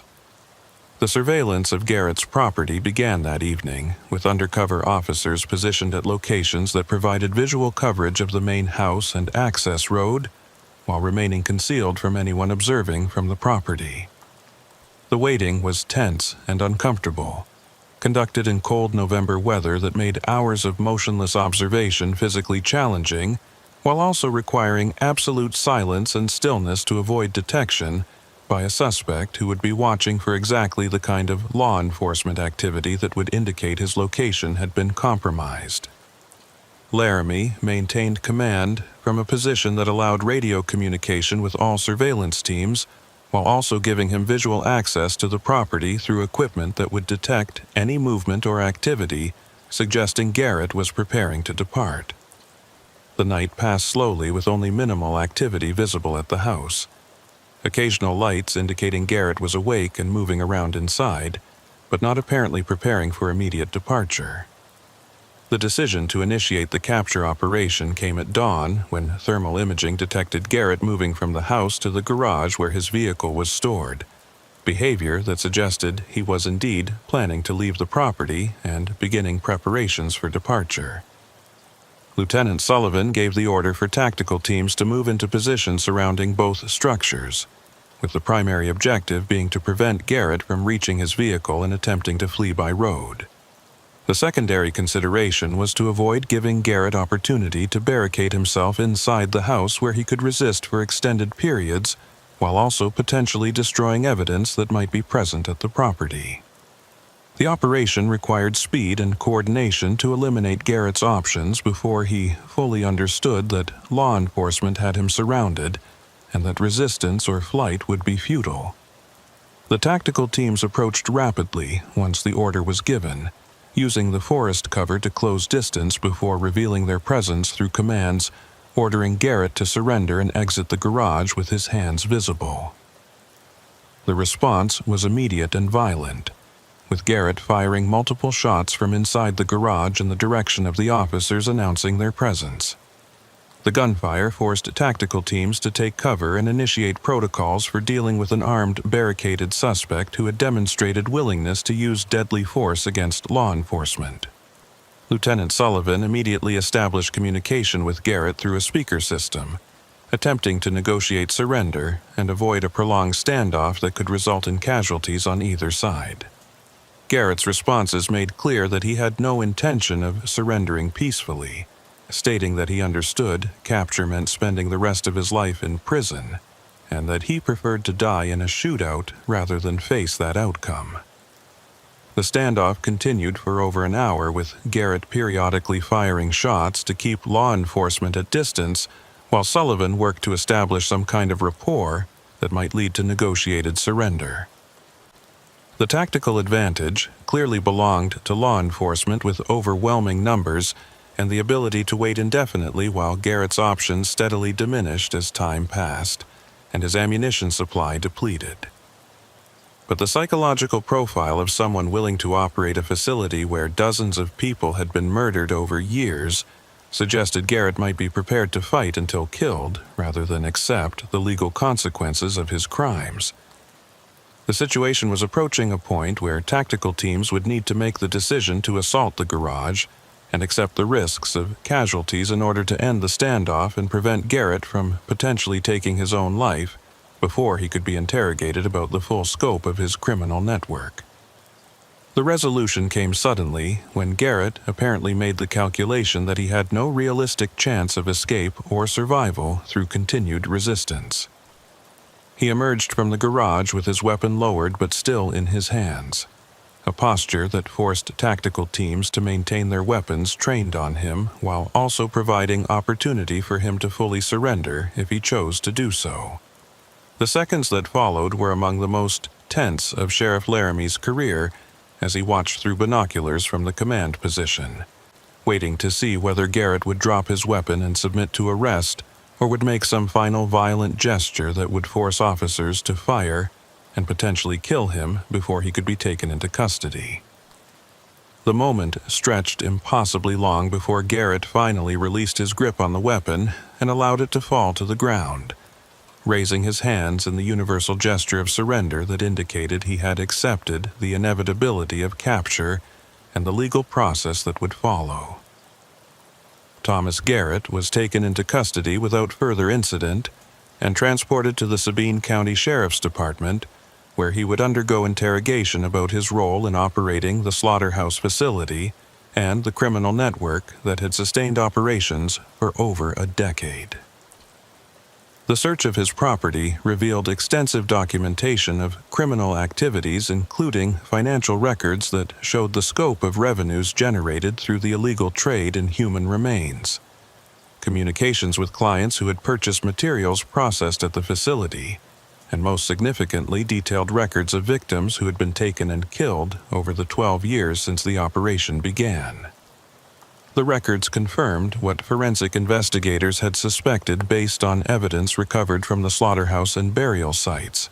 Garrett's network had been responsible for the deaths of at least 43 people across East Texas and neighboring states, making it one of the most extensive serial killing operations in the region's history. The interrogation of Thomas Garrett provided insights into the psychology of someone who could systematically murder dozens of people while maintaining the appearance of legitimate business activities and normal social relationships.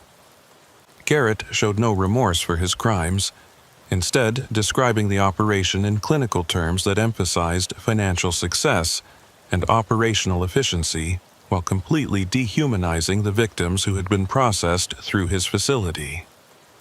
According to Garrett's account, he had identified a market demand for human biological materials that legitimate sources could not or would not supply, and had created a business model that efficiently acquired raw materials through abduction, processed them using equipment and techniques adapted from legitimate meat processing operations, and distributed finished products to clients who paid premium prices for materials that could not be obtained through legal channels.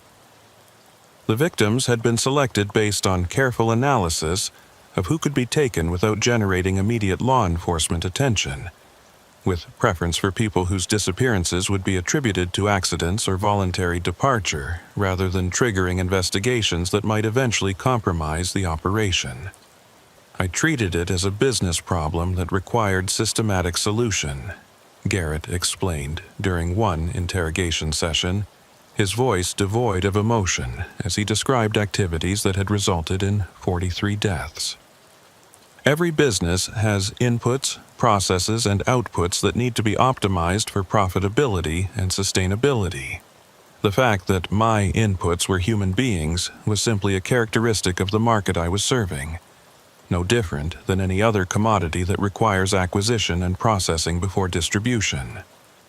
The complete absence of moral consideration or emotional response to the suffering his activities had caused made Garrett's testimony deeply disturbing for investigators who were accustomed to criminals showing at least some recognition that they had harmed others.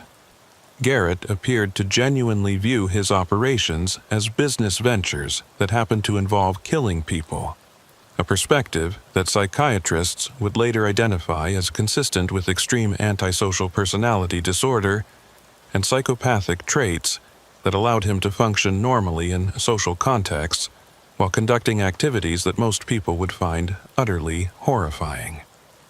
The prosecution of Thomas Garrett and his associates would take years to complete, as the full scope of their criminal network was documented and cases were built for trial. Garrett faced multiple capital murder charges that carried the death penalty in Texas, along with numerous additional charges related to kidnapping, operating a criminal enterprise, and disposal of human remains.